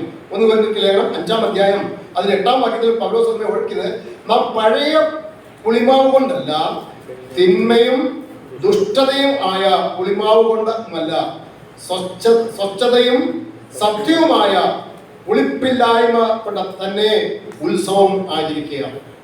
അപ്പൊ പ്രിയമുള്ളവരെ, ഉത്സവം ആചരിക്കാൻ പറയുമ്പോൾ നമ്മുടെ സഭയോഗത്തോടുള്ളതിലാണ്, സഭ കൂടി വരുന്നതൊക്കെ സഭായോഗമാണല്ലോ. അപ്പൊ അങ്ങനെയാണെങ്കിൽ ഇവിടെ പറഞ്ഞിരിക്കുന്നത്, നാം പഴയ പുളിമാവ് കൊണ്ടല്ല, പിന്നെന്താ, തിന്മയും ദുഷ്ടതയും ആയ പുളിമാവ് കൊണ്ടുമല്ല, സ്വച്ഛതയും സത്യവുമായ പുളിപ്പില്ലായ്മ കൊണ്ട് തന്നെ ഉത്സവം ആചരിക്കും. നമ്മുടെ സഭായോഗങ്ങളിലൊക്കെ നമ്മൾ കൂടി വരുമ്പോൾ എന്നെ പലപ്പോഴും ചിന്തിക്കുന്ന ഒരു കാര്യമാണ്. ഞാൻ പ്രത്യേകിച്ച് മണ്ണാർമല സഭയിൽ എനിക്ക് അതിൽ വളരെ സന്തോഷമാണ് തന്നൊരു കാര്യമാണ്. ഒരു ഞായറാഴ്ച ആരാധനയ്ക്ക് വന്നില്ല എങ്കിൽ അവർ എഴുന്നേറ്റ് സാക്ഷ്യം പറയും, കഴിഞ്ഞ ആഴ്ചയിൽ എനിക്ക് ആരാധന സംബന്ധിക്കാൻ കഴിഞ്ഞില്ല, ഈ ആഴ്ച സംബന്ധിക്കാൻ താല്പര്യപ്പെടുന്നു ഞാൻ പറയും. ശരിക്കും നമ്മൾ ചിന്തിച്ചാൽ ഇത് സത്യസന്ധമായിട്ടായിരിക്കുമോ പറയുന്നത്? ആയിരിക്കുമോ? ഒന്നിൽ മൂപ്പന്മാരെ പ്രസാദിപ്പിക്കാൻ അല്ലെങ്കിൽ ആരെങ്കിലും ഒന്ന് പ്ലേസ് ചെയ്യാൻ വേണ്ടി പറയുന്നു എന്ന് മാത്രമേ ഉള്ളൂ. ശരിക്കും പറഞ്ഞാൽ ഇവിടെ പൗലോസ് പറയുകയാണ്, നമ്മൾ പറയുന്ന ദൈവസന്നിധിയിൽ പറയുന്ന വാക്ക് അവിടെ പറയുന്ന സ്വച്ഛതയും സത്യവുമായ ഹൃദയംഗമായി സത്യസന്ധമായി പറയുകയാണെങ്കിൽ അങ്ങനെ ഒരു ഉത്സവമാണോ ചിലപ്പം നമ്മളൊക്കെ ആചരിക്കുന്നത് എന്ന് ചിന്തിച്ചു നോക്കിയത്. അപ്പം ശരിക്കും പറഞ്ഞാൽ നമ്മളെ തന്നെ നാം ദൈവസന്നിധിയിൽ യാഗമായി സമർപ്പിക്കുമ്പോൾ പ്രിയമുള്ളവരെ, എത്ര ഭയത്തോടെ എത്ര ഭക്തിയോടെയാണ് ഈ കാര്യങ്ങളൊക്കെ നമ്മൾ ചെയ്യേണ്ടത്. വീണ്ടും നമുക്ക് വിവരിക്കാൻ സമയമില്ല. നാലാമത്തെ കാര്യം, ഇതിൽ തേൻ ചേർക്കാൻ പാടില്ല. ഈ ഭോജനയാഗത്തിൽ തേൻ ചേർക്കാൻ പാടില്ല. തേൻ എപ്പോഴും എന്തിനെയാണ് കാണിക്കുന്നത്? തേൻ എപ്പോഴും മധുരമുള്ളതിനെയാണ് കാണിക്കുന്നത്, മധുരമുള്ളതിനെയാണ് തേൻ കാണിക്കുന്നത്, ഇല്ലയോ? എന്ന് പറഞ്ഞാൽ എന്താ, മനുഷ്യന്റെ മഹത്വത്തെ കാണിക്കേണ്ട സ്ഥലമല്ല ആരാധനാ സമയം എന്ന് പറയുന്നത്. അല്ലെങ്കിൽ യാഗം കഴിക്കുമ്പോൾ തേൻ ചേർക്കരുത് എന്ന് പറയുമ്പോൾ ഇത് വളരെ അവരുടേതായിട്ടുള്ള വ്യക്തിത്വം, നമ്മുടേതായിട്ടുള്ള കഴിവുകൾ ദൈവസന്നിധിയിൽ നമുക്ക് കാണിക്കേണ്ട സ്ഥലമല്ല ഈ ആരാധനയുടെ സമയം. മനുഷ്യന്റെ നല്ല പ്രവൃത്തിയോ മഹത്വമോ യാഗത്തിൽ അല്ലെങ്കിൽ ആരാധനയിൽ വരാൻ പാടില്ല. നമ്മുടെ യാതൊരു കാര്യവും അവിടെ വരാൻ പാടില്ല. ചിലർ പറഞ്ഞു ഞാൻ ചത്ത നായായിരുന്നു, കരവയ്ക്കാൻ സാധാരണ വളരെ കാര്യമാണ്. ചത്ത നായായിരുന്നു, കുറച്ച് കഴിയുമ്പോൾ അതിനെ നായിന് എങ്ങനെയാവും? ജീവൻ പറ്റുന്ന നായാവും. അതല്ല ഉദ്ദേശിക്കുന്നത്. നമ്മുടേതായിട്ടുള്ള ഒരു കഴിവല്ല നാം ആരാധനയിൽ യാഗത്തിൽ കാണിക്കേണ്ടത്. കർത്താവിന്റെ മഹത്വം, കർത്താവിനെ മാത്രമായിരിക്കണം നമ്മുടെ ലക്ഷ്യമാക്കേണ്ടത്. കർത്താവ് മാത്രമായിരിക്കണം നമ്മുടെ നാവിൽ നിന്ന് ഉയരേണ്ട കാര്യങ്ങൾ. അവന്റെ യാഗമാണ്. അതുകൊണ്ടാണ് അവിടെ തേൻ ചേർക്കരുത് എന്ന് പറയുമ്പോൾ നമ്മുടേതായിട്ടുള്ള യാതൊരു കാര്യവും അതിലേക്ക് വരാൻ പാടില്ല എന്നുള്ളതാണ് അതിൽ നിന്ന് നമുക്ക് മനസ്സിലാക്കാൻ കഴിയുന്നത്. മൂന്നാമത്തെ കാര്യം നോക്കുക. മൂന്നാമത്തെ യാഗം സമാധാനയാഗം. സമാധാനയാഗം ലേവ്യ പുസ്തകം 3-ാം അധ്യായം 1 മുതൽ 5 വരെയുള്ള വാക്യങ്ങളിലാണ് ഇത് വായിക്കുന്നത്. ഞാനിതിൻ്റെ ഒരു ബ്രീഫായിട്ട് വളരെ രക്തചുരുക്കമായിട്ടുള്ള കാര്യങ്ങൾ പറയും. ഇത് എക്സ്പ്ലെയിൻ ചെയ്ത് പഠിക്കാൻ അത് തന്നെ ഓരോ സബ്ജക്റ്റായിട്ട് എടുത്ത് പഠിക്കേണ്ട കാര്യങ്ങളാണ്. അവിടേക്ക് ഞാൻ പോകുന്നില്ല. അതിന് രക്തചുരുക്കം മാത്രമാണ് പറഞ്ഞു പോകുന്നത്. സമാധാനയാഗം എന്താണ്? സമാധാനയാഗം എന്ന് പറഞ്ഞാൽ മനുഷ്യന്റെ നന്മയിലും വിജയത്തിലും ദൈവത്തോടുള്ള നന്ദി പറച്ചിലാണ് ഈ സമാധാനയാഗം എന്ന വാക്കുകൊണ്ട് അർത്ഥമാക്കുന്നത്. ഒന്നുകൂടി ഞാൻ ആ വാക്ക് പറയാം. മനുഷ്യന്റെ നന്മയിലും അല്ലെങ്കിൽ വിശ്വാസിയുടെ നന്മയിലും വിജയത്തിലും ദൈവത്തോടുള്ള നന്ദിയാണ് സമാധാനയാഗം എന്ന് അതിൽ കൂടെ പ്രകടമാക്കുന്നത്. ലേവ്യ പുസ്തകം 7-ാം അധ്യായം 26-ാം വാക്യം, ലേവ്യ പുസ്തകം 22-ാം അധ്യായം അതിന് 18-ഉം 21-ഉം വാക്യങ്ങൾ നമ്മൾ വായിക്കുമ്പോൾ അത് നമുക്ക് മനസ്സിലാക്കാൻ കഴിയുകയാണ്. കാൽവരി ക്രൂശിലെ മരണത്തെ സമാധാനയാഗമായി നമുക്ക് സദൃശിക്കാൻ കഴിയും. കാൽവരി ക്രൂശിലെ നമ്മുടെ കർത്താവിന്റെ മരണം ഒരു സമാധാനയാഗമായിട്ട് നമുക്ക് അതിനെ നമുക്ക് മനസ്സിലാക്കാൻ കഴിയും. ക്രൂശ് മരണം കൊണ്ട് സമാധാനം ഉണ്ടാക്കി എന്നാണ് നമ്മൾ വായിക്കുന്നത്. നോക്കിയ കൊലോസ്യർക്ക് ലേഖനം 1-ാം അധ്യായം അതിന് 20-ാമത്തെ വാക്യത്തിലെ പൗലോസ് നമ്മെ ഓർപ്പിക്കുന്ന മനോഹരമായ ഒരു വാക്യമാണത്. കൊലോസ്യർക്ക് ലേഖനം 1-ാം അധ്യായം അതിന്റെ 20-ാമത്തെ വാക്യം. കൊലോസ്യർക്ക് ലേഖനം 1-ാം അധ്യായം അതിന് 20-ാമത്തെ വാക്യത്തിൽ നമ്മൾ വായിക്കുമ്പോൾ അവിടെ വായിക്കുന്നത്, അവൻ ക്രൂശിൽ ചൊരിഞ്ഞ രക്തം കൊണ്ട് അവൻ മുഖാന്തരം സമാധാനം ഉണ്ടാക്കി. രണ്ട് ശത്രുക്കൾ തമ്മിൽ നിരപ്പാകുന്നതിനെയാണ് സമാധാനം എന്ന വാക്കുകൊണ്ട് അർത്ഥമാക്കുന്നത്. യേശുക്രിസ്തു ശത്രുക്കളായിരിക്കുന്ന മനുഷ്യനെ നീതിമാനായിരിക്കുന്ന ദൈവമായിട്ട് യോജിപ്പിക്കുന്ന രംഗമാണ് കാൽവരി ക്രൂശ് എന്ന് പറയുന്നത്. നമുക്കറിയാം, ക്രൂശിൽ കിടക്കുന്ന നോക്കി ഇടതും വലതുമായി 2 കള്ളന്മാർ കിടക്കുകയായിരുന്നു. അത് ഒരു കള്ളന്റെ ആവശ്യം എന്തായിരുന്നു? ഒരു കള്ളന്റെ ആവശ്യം, നീ നിന്നെ തന്നെ രക്ഷിക്കുക, ഞങ്ങളെയും രക്ഷിക്കുക. നമുക്ക് അവന്റെ ആവശ്യം പറഞ്ഞത്, നീ നിന്നെ തന്നെ രക്ഷിക്കുക, ഞങ്ങളെയും രക്ഷിക്കുക. അപ്പൊ അതിന്റെ അർത്ഥം എന്തായിരുന്നു? അതിന്റെ ആവശ്യം എന്തായിരുന്നു? ആ കള്ളന്റെ ആവശ്യം എന്തായിരുന്നു? എന്ത് രക്ഷയായിരുന്നു അവന്റെ ആവശ്യം? അവന്റെ ആവശ്യം ഭൗതിക രക്ഷയായിരുന്നു, ഭൗതികമായ രക്ഷ. അവൻ പറഞ്ഞത്, നീ ക്രൂശിൽ നടക്കണം, ഞങ്ങളെ ക്രൂശിൽ നടക്കണം എന്ന് പറഞ്ഞാൽ രോഗമുണ്ടാകരുത്, കഷ്ടത ഉണ്ടാകരുത്, പ്രയാസം ഉണ്ടാകരുത്, ഞങ്ങൾ ഇവിടെ പീസ്ഫുള്ളായിട്ട് ഇവിടെ ജീവിക്കണം. അതായിരുന്നു അവന്റെ. പക്ഷെ മറ്റേ കള്ളൻ എന്താ പറഞ്ഞേ? ഞാനോ ചെയ്ത തെറ്റിന് ശിക്ഷ അനുഭവിക്കുന്നു, നീ അരുതാത്തൊന്നും ചെയ്തിട്ടില്ല, നീ രാജ്യത്വം പ്രാപിച്ചു വരുമ്പോൾ എന്നെ കൂടെ അപ്പൊ കർത്താവ് ദൈവം ഇന്ന് നീ എന്നോട് കൂടെ പ്രതിശാലിക്കും. ഓക്കെ, അപ്പൊ നോക്കി അവിടെ അതിന്റെ അർത്ഥം മരണാനന്തര ജീവിതത്തെ കുറിച്ചുള്ള ഒരു വിശ്വാസം അവനുണ്ടായിരുന്നു. എന്നാൽ മറ്റേ കളന് അവൻ ഈ ഭൂമിയിൽ ജീവിക്കുമ്പോൾ അവൻ സൗകര്യപ്രദമായിട്ട് ജീവിക്കണം. നോക്കി എന്റെ പ്രിയമുള്ളവരെ, അവന്റെ ആ ഏറ്റുപറച്ചിലിന്റെ അടിസ്ഥാനത്തിൽ കർത്താവിനോട് പറയാണ്, ഇന്ന് നീ എന്നോട് കൂടെ പരദീസായിരിക്കും. നോക്കി എത്ര അനുഗ്രഹിക്കപ്പെട്ട ഒരു ചിന്തയാണത്. അങ്ങനെയാണെങ്കിൽ സമാധാനയാഗം ക്രൂശിൽ വെച്ച് അത് കർത്താവ് നടത്തി എന്നാണ് നമുക്ക് മനസ്സിലാക്കാൻ കഴിയുന്നത്. എഫേസ്യർ ലേഖനം 2-ാം അധ്യായം അതിന്റെ 17-ാം വാക്യം നോക്കി. എഫേസ്യർ ലേഖനം 2-ാം അധ്യായം അതിന്റെ 17-ാമത്തെ വാക്യത്തിൽ പൗലോസ് വീണ്ടും നമ്മളെ ഓർപ്പിക്കുന്ന മനോഹരമായ ഒരു വാക്യമുണ്ടല്ലോ. എഫേസ്യർ ലേഖനം 2-ാം അധ്യായം അതിന്റെ 17-ാമത്തെ വാക്യം അവിടെ വായിക്കുന്നത്, അവൻ വന്ന് ദൂരത്തായിരുന്ന നിങ്ങൾക്ക് സമാധാനവും സമീപത്തുള്ളവർക്ക് സമാധാനവും സുവിശേഷിച്ചു. അവൻ ദൂരത്തുള്ളതായ നിങ്ങൾക്ക് സമാധാനവും. നമ്മളൊക്കെ ദൈവസന്നിധിയിൽ നിന്നൊക്കെ എത്രയോ ദൂരെയായിരുന്നു, അല്ലേ? എത്രയോ ദൂരെയായിരുന്നു. അവിടുന്ന് പറയുകയാണ് ദൂരത്തുള്ളവർക്ക് അവൻ വന്ന് സമാധാനവും സമീപത്തുള്ളവർക്ക് സമാധാനവും സൂക്ഷിച്ചു. ആരായി സമീപത്തുണ്ടായിരുന്നേ? യഹൂദന്മാര് ഇല്ല. അതിന് നമ്മുടെ കർത്താവ് തന്നെ ആ ഉപമ പറഞ്ഞല്ലോ. ഒരു വീട്ടില് അപ്പന് എത്ര മക്കളുണ്ടായിരുന്നു? 2 മക്കള് അല്ലേ? അത് ഇളയ മകൻ തിരിച്ചു വന്നപ്പം കർത്താവ് അവനോട് പിതാവ് അവനോട് എന്താ ചോദിച്ചേ? എന്തെങ്കിലും ചോദിച്ചോ? നമ്മളാണെങ്കിൽ ആ സ്ഥാനത്ത് നമ്മൾ അവിടെ നിന്നിരുന്നെങ്കിൽ നമ്മളെന്താ പറഞ്ഞായിരുന്നു? നമ്മള് പറഞ്ഞു കണ്ടു, നീ എല്ലാം നശിപ്പിച്ചു. നമ്മൾ സാധാരണ അവരെ വിളിക്കുന്ന പേരെന്താ? മുടിയൻ പുത്രൻ എന്നാണ് വിളിക്കുന്നത്. മുടിയൻ പുത്രൻ അല്ലയോ? അവരെല്ലാം നശിപ്പിച്ചവനാണ്. എല്ലാം നശിപ്പിച്ച് ദൈവത്തിന്റെ അവന്റെ പിതാവിന്റെ ഭരത്തിൽ വളരെ വിദൂരെ പോയി എല്ലാം കഴിഞ്ഞിട്ട് അവൻ തിരിച്ചു വരുമ്പം ഈ പിതാവ് ഒരിക്കലും അവനോട് ചോദിച്ചില്ല, മോനെ നീ ഇത്രയും നാൾ എവിടെയായിരുന്നു?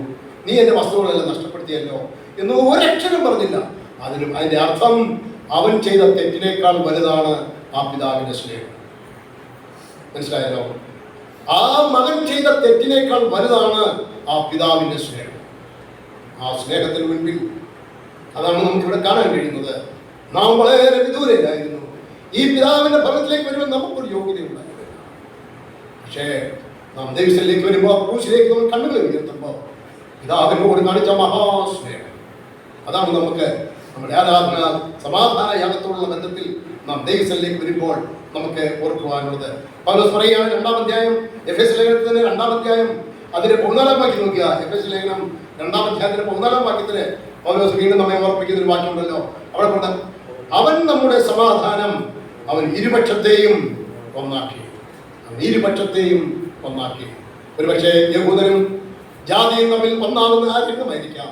അതല്ല, പിതാവും ഈ ശത്രുക്കളായവരും തമ്മിൽ ഒന്നിപ്പിക്കുന്ന ആ രംഗം. എൻ്റെ പ്രിയമുള്ളവരെ, ഇതൊക്കെ നമ്മുടെ ഹൃദയങ്ങളിൽ നാട്ടമായിട്ട് ചിന്തിച്ച് നാം ദൈവത്തിലേക്ക് വരുമ്പോൾ ഈ സമാധാനയാഗം എത്രമാത്രം ഭയഭക്തിയോടുകൂടിയാണ് നാം ചെയ്യേണ്ടത്, വിധേയപ്പെടണമെന്നുള്ളത് നാം വായിക്കുകയാണ്. നമുക്കൊരു വാക്യം കൂടെ അതിനോട് ചേർന്നൊന്ന് വായിച്ചു നോക്കാം. യോഹന്നാൻ എഴുതിയ സുവിശേഷം 6-ാം അധ്യായം അതിലെ 55-ഉം 56-ാമത്തെ വാക്യം കൂടെ അതിനോട് ചേർന്നൊന്ന് വായിക്കാം. യോഹന്നാൻ എഴുതിയ സുവിശേഷം 6-ാം അധ്യായം അതിലെ 55-ഉം 56-ാമത്തെ വാക്യം. അവിടെ നാം വായിക്കുന്നത്, എന്റെ മാംസം സാക്ഷാൽ ഭക്ഷണവും എന്റെ രക്തം സാക്ഷാൽ പാനീയവും ആകുന്നു. എന്റെ മാംസത്തിന്റെയും എന്റെ രക്തം കുടിക്കുകയും ചെയ്യുന്നവൻ എന്നിലും ഞാൻ അവനിലും വസിക്കും. നമ്മുടെ കർത്താവിന് അനേക ശിഷ്യന്മാരുണ്ടായിരുന്നല്ലേ? അത് ഈ വചനം പഠിപ്പിച്ചപ്പോൾ അവരെന്ത് ചെയ്യുന്ന വായിക്കുന്നത്? അവർ പലരും അവരെ വിട്ട്, നിന്റെ മാംസം ഞങ്ങൾക്ക് ഭക്ഷിക്കാനോ നിന്റെ രക്തം ഞങ്ങൾക്ക് കുടിക്കുവാനോ, ഇങ്ങനെയുള്ള കഠിനമായ ഉപദേശം എന്ന് പറഞ്ഞ് അവർ പലരും വിട്ടുപോയി കഴിഞ്ഞപ്പോൾ പിന്നെ ശേഷിച്ച് എത്ര പേരായിരുന്നു? 12 പേർ. അവരോട് ചോദിക്കുകയാണ്, നിങ്ങൾക്ക് വിട്ടുപോകാൻ മനസ്സുണ്ടോ എന്ന് ചോദിച്ചപ്പം അവർ പറഞ്ഞൊരു വാക്കുണ്ട്, നിത്യജീവന്റെ മൊഴി നിന്നിലാണുള്ളത്, നിന്നെ വിട്ട് ഞങ്ങൾ ഇവിടെ പോകും. എൻ്റെ പ്രിയമുള്ളവരെ, ദൈവത്തിന്റെ വചനത്തിനനുസൃതമായിട്ടുള്ള യാഗമാണ് നാം ദൈവത്തിൽ കഴിക്കേണ്ടത് എന്നുള്ളത് നമുക്കതിൽ നിന്ന് മനസ്സിലാക്കാൻ കഴിയുന്നു. 4-ാമത്തെ നോക്കിയ 4-ാമത്തെ യാഗം പാപയാഗം. ഓക്കെ, സിൻ ഓഫറിംഗ്, പാപയാഗം. പാപയാഗത്തെ കുറിച്ച് നമ്മൾ കാണുന്നത് ലേവ്യ പുസ്തകം 4-ാം അധ്യായം അതിന്റെ 1 മുതൽ 35 വരെയുള്ള വാക്യങ്ങളാണ്. ലേവ്യ പുസ്തകം 4-ാം അധ്യായം അതിന്റെ 1 മുതൽ 45 വരെയുള്ള വാക്യങ്ങളാണ്. അവിടെ ഈ യാഗം നമ്മൾ സാധാരണ നിലയിൽ കാണുന്നത് ഇത് പാളയത്തിന് പുറത്തു വെച്ച് നടക്കേണ്ട ഒരു യാഗമാണ്. ഈ പാപയാഗം എന്ന് പറയുന്നത് പാളയത്തിന് പുറത്തു വെച്ച് നടക്കേണ്ട യാഗമാണ്. ഇത് ആർക്ക് വേണ്ടിയാണ് ഈ യാഗം കഴിക്കുന്നത്? 4 തരം ആളുകൾക്ക് വേണ്ടിയാണ് ഈ യാഗം പാളയത്തിന് പുറത്ത് വെച്ച് നടത്തുന്നതെന്ന് നമ്മൾ വായിക്കുന്നുണ്ട്. അതായത് പാളയത്തിന് പുറത്ത് പറയുമ്പോൾ യഹൂദന്മാരുടെ ഈ ഒരു പാളയം 6 കിലോമീറ്ററോളം ചുറ്റളവിൽ അവരുടെ പ്രധാനപ്പെട്ട ആൾക്കാരൊക്കെ താമസിക്കുന്ന ഒരു പാളയമുണ്ട്. ആ പാളയത്തിന് വെച്ച് നടക്കേണ്ട യാഗങ്ങളെ കുറിച്ച് പറയുന്നുണ്ട്. അത് ആരൊക്കെയാണെന്ന് അവിടെ പറയുന്നുണ്ട്. അഭിഷക്തനായ പുരോഹിതന്മാര് അവിടെ പാർക്കുന്നുണ്ട്. യഹൂദ സഭയിലെ മുഴുവൻ ആൾക്കാർ അവിടെ താമസിക്കുന്നുണ്ട്. അവരുടെ പ്രഭുക്കന്മാര് ആ പാളയത്തിലുണ്ട്. മാത്രമല്ല സാധാരണ വ്യക്തികളും അവിടെയുണ്ട്. ഇവർക്ക് വേണ്ടി ഒരു പാപയാഗമായി തീരുന്ന രംഗമാണ് ഇവിടെ ഉപയോഗിച്ചിരിക്കുന്നത്. അതിനെ സംഖ്യാപുസ്തകം 28-ാം അധ്യായത്തിന് 15 മുതൽ 29-ാം അധ്യായത്തിന് 38 വരെയുള്ള വാക്യങ്ങൾ, ഈ വാക്യങ്ങളും നിങ്ങൾ നമ്മുടെ വീടുകളിൽ ചെന്ന് നമ്മൾ വായിക്കുമ്പോൾ അത് വളരെ വ്യക്തമായിട്ട് നമുക്ക് മനസ്സിലാക്കാൻ കഴിയും. എബ്രായ ലേഖനത്തിൽ നമ്മൾ വായിക്കുന്നുണ്ടല്ലോ, നമ്മുടെ കർത്താവ് എന്ത് ചെയ്യുന്ന വായിക്കുന്നത്? നഗരവാതിലിന് പുറത്ത് വെച്ച് അവൻ കഷ്ടം അനുഭവിച്ചു. നഗരവാതിലിന് പുറത്ത് പാളയത്തിൽ പുറത്ത് വെച്ച് അവൻ കഷ്ടം അനുഭവിച്ചു എന്ന് പറയുമ്പോൾ നമുക്കറിയാം പാളയത്തിന് പുറത്ത് പാർക്കേണ്ടത് ആരൊക്കെയാണ്? പാളയത്തിന് പുറത്ത് പാർക്കേണ്ടത് കുഷ്ഠരോഗികൾ പാളയത്തിന് പുറത്താണ് പാർക്കേണ്ടത്. 2, ദൈവത്തിന്റെ പ്രമാണത്തെ ലംഘിച്ചവർ പാളയത്തിന് പുറത്താണ് പാർക്കേണ്ടത്. 3, ദൈവത്തിന്റെ കൽപ്പന ശബത്ത് ലംഘിച്ചവനെ പാളയത്തിന് പുറത്താണ് പാർക്കേണ്ടത്. അവനൊരിക്കലും പാളയത്തിന് പുറത്തേക്ക് വരുവാൻ അവനെ അനുവദിച്ചിരുന്നില്ല. നമ്മുടെ കർത്താവിനെ യാഗത്തെ കുറിച്ച് പറയുമ്പോൾ അവളെ ഈവൻ പാളയത്തിന് പുറത്ത് വെച്ച് കഷ്ടമനുഭവിച്ചു എന്ന് പറയുമ്പോൾ ഈ യാഗം ലോകത്തിലെ എല്ലാ മനുഷ്യനും വേണ്ടിയാണ്. ഒരിക്കലും ദൈവസ്ഥലേക്ക് അടുത്തു വരാൻ കഴിയാത്ത ഈ കുഷ്ഠരോഗത്തിന് സമാനമായ പാപികൾക്ക് വേണ്ടിയും ഈ യാഗം സമ്പൂർണ്ണമായി നടന്നു എന്ന് നമുക്ക് മനസ്സിലാക്കാൻ കഴിയുന്നു. അടുത്തതായിട്ട് ഈ 5ാമത്തെ യാഗം അകർത്യയാഗമാണ്. അകർത്യയാഗം അതിനെക്കുറിച്ച് നമ്മൾ വായിക്കുന്ന ലേവ്യ പുസ്തകം 5-ാം അധ്യായം 1 മുതൽ 10 വരെയുള്ള വാക്യങ്ങളാണ്. അകർത്യയാഗം. എന്താ ഈ അകർത്യയാഗം എന്ന് പറഞ്ഞാൽ? അകർത്യയാഗം എന്ന് പറഞ്ഞാൽ അബദ്ധവശാൽ ദൈവം മുൻപാകെ മനുഷ്യരോടോ ചെയ്യുന്ന തെറ്റിനുള്ള പ്രത്യേകമായ പ്രായശ്ചിത്തമായിട്ടുള്ള യാഗത്തെയാണ് അകർത്യയാഗം എന്ന് പറയുന്നത്. അല്ലെങ്കിൽ ഒന്നുകൂടെ പറഞ്ഞാൽ നിയമം തെറ്റിച്ചു കഴിയുമ്പോൾ ചെയ്യുന്ന യാഗത്തെയാണ് അകർത്യയാഗം എന്ന വാക്കുകൊണ്ട് അർത്ഥമാക്കുന്നത്. യാക്കോബിന് എഴുതിയ ലേഖനം 4-ാം അധ്യായം അതിന്റെ 17-ാം വാക്യം നമുക്ക് നോക്കാം. യാക്കോബിന് എഴുതിയ ലേഖനം 4-ാം അധ്യായം അതിന്റെ 17-ാമത്തെ വാക്യത്തില് അവിടെ പറയുന്ന ആ വാക്യം നമുക്ക് നോക്കാം. യാക്കോബിന് എഴുതിയ ലേഖനം 4-ാം അധ്യായം അതിന്റെ 17-ാമത്തെ വാക്യത്തിൽ യാക്കോബ് നമ്മെ നന്മ ചെയ്യാൻ അറിഞ്ഞിട്ടും ചെയ്യാത്തവന് അത് പാപമാണ്. നന്മ ചെയ്യാൻ നമുക്കറിയാം, പക്ഷെ അത് ചെയ്യാതിരുന്നാൽ പാപമാണ്. അപ്പോ അകർത്യയാഗം എന്ന് പറയുമ്പോൾ ദൈവം വെച്ചിരിക്കുന്ന ഒരു നിയമമുണ്ട്. ആ നിയമത്തിന് വിരുദ്ധമായിട്ട് നമ്മൾ ചെയ്താൽ അത് പാപമാണ് എന്നാണ്. പൗലോസ് തന്നെ ഒരു വേറൊരു ഭാഗത്ത് പറയുന്നുണ്ടല്ലോ, ഫിലിപ്പിയ ലേഖനം 4-ാം അധ്യായത്തിൽ വായിക്കുന്നത്, നിങ്ങൾ അയച്ചു തന്ന ആ കൂട്ടായ്മ. പൗലോസ് 4-ാം അധ്യായത്തിന്റെ ഫിലിപ്പിയ ലേഖനം 4-ാം അധ്യായത്തിൽ 18-ാം വാക്യത്തിലാണ് അത് ദൈവം ഉണ്ടായി എന്താന്ന് പറയുന്നത് സൗരഭ്യവാസനയായിരിക്കുന്നു.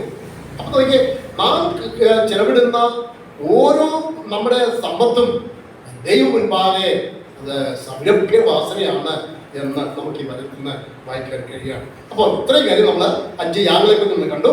ഇനിയും എൻ്റെ ചിന്ത ഇത്രയും നമ്മളൊരു ഇൻട്രഡക്ഷൻ, ആ യാഗത്തോടുള്ള ഒരു ഇൻട്രഡക്ഷൻ ചെറുതായിട്ട് പറഞ്ഞതേ ഉള്ളൂ.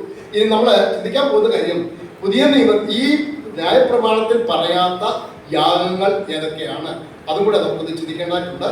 ഈ ന്യായപ്രമാണത്തിൽ പറയാത്ത യാഗങ്ങൾ എന്തൊക്കെയാണ്? ഒന്നാമത്തെ കാര്യം നമുക്ക് നോക്കാം. ഫിലിപ്പിയ ലേഖനം 2-ാം അധ്യായം അതിന്റെ 17-ഉം 18-ഉം വാക്യങ്ങൾ നമുക്കൊന്ന് വായിച്ചു നോക്കാം. ഫിലിപ്പിയ ലേഖനം 2-ാം അധ്യായം അതിന്റെ 17-ഉം 18-ഉം വാക്യങ്ങൾ. ഇവിടെ പൗലോസ് പറയുന്ന ഒരു യാഗത്തെ കുറിച്ച് അവിടെ നമുക്ക് കാണാൻ കഴിയും. 17-ഉം 18-ഉം വാക്യങ്ങൾ ഇവിടെ പറയുന്നത് നോക്കിയേ, എന്നാൽ നിങ്ങളുടെ വിശ്വാസം എന്ന യാഗം അർപ്പിക്കുന്ന ശുശ്രൂഷയിൽ എൻ്റെ രക്തം ഒഴിക്കേണ്ടി വന്നാലും ഞാൻ സന്തോഷിക്കും, നിങ്ങളോട് എല്ലാവരോടും കൂടെ സന്തോഷിക്കും. അങ്ങനെ തന്നെ നിങ്ങളും സന്തോഷിപ്പിൻ, എന്നോട് കൂടെ സന്തോഷിപ്പിൻ. എന്താ വാക്കുകൊണ്ട് അർത്ഥമാക്കുന്നത്? നിങ്ങൾക്ക് ഇവിടെ പൗലോസ് പറയുന്ന വാക്ക്, എന്നാൽ നിങ്ങളുടെ വിശ്വാസം എന്ന യാഗം. എന്താ വിശ്വാസം എന്ന യാഗം എന്ന് പറഞ്ഞാൽ? നമ്മളെ വീട്ടിലെ പേരെന്തുവാ? ശരിക്കും പറഞ്ഞാൽ വിശ്വാസം നമ്മൾ 100% അതിന് യോഗ്യരാണോ? വിശ്വാസത്തിൽ കൂടെയാണ്. വിശ്വാസം രക്ഷിക്കപ്പെട്ടു, പക്ഷേ വിശ്വാസത്തിൻ്റെയുള്ള പ്രവർത്തനങ്ങളുണ്ടോ? അതാണ് നമ്മൾ ചിന്തിക്കേണ്ടത്. ഇവിടെ നിങ്ങൾ വായിച്ചു നോക്കിയാൽ പൗലോസ് പറയുകയാണ്, എന്നാൽ നിങ്ങളുടെ വിശ്വാസം എന്ന യാഗം അർപ്പിക്കുക. ഞാൻ ഈ ആലപ്പാറ സഭയിൽ കൂടി നടക്കുമ്പോഴേ അവിടെ ഒരു അപ്പച്ചനുണ്ടായിരുന്നു. നമ്മുടെ ഇവിടുത്തെ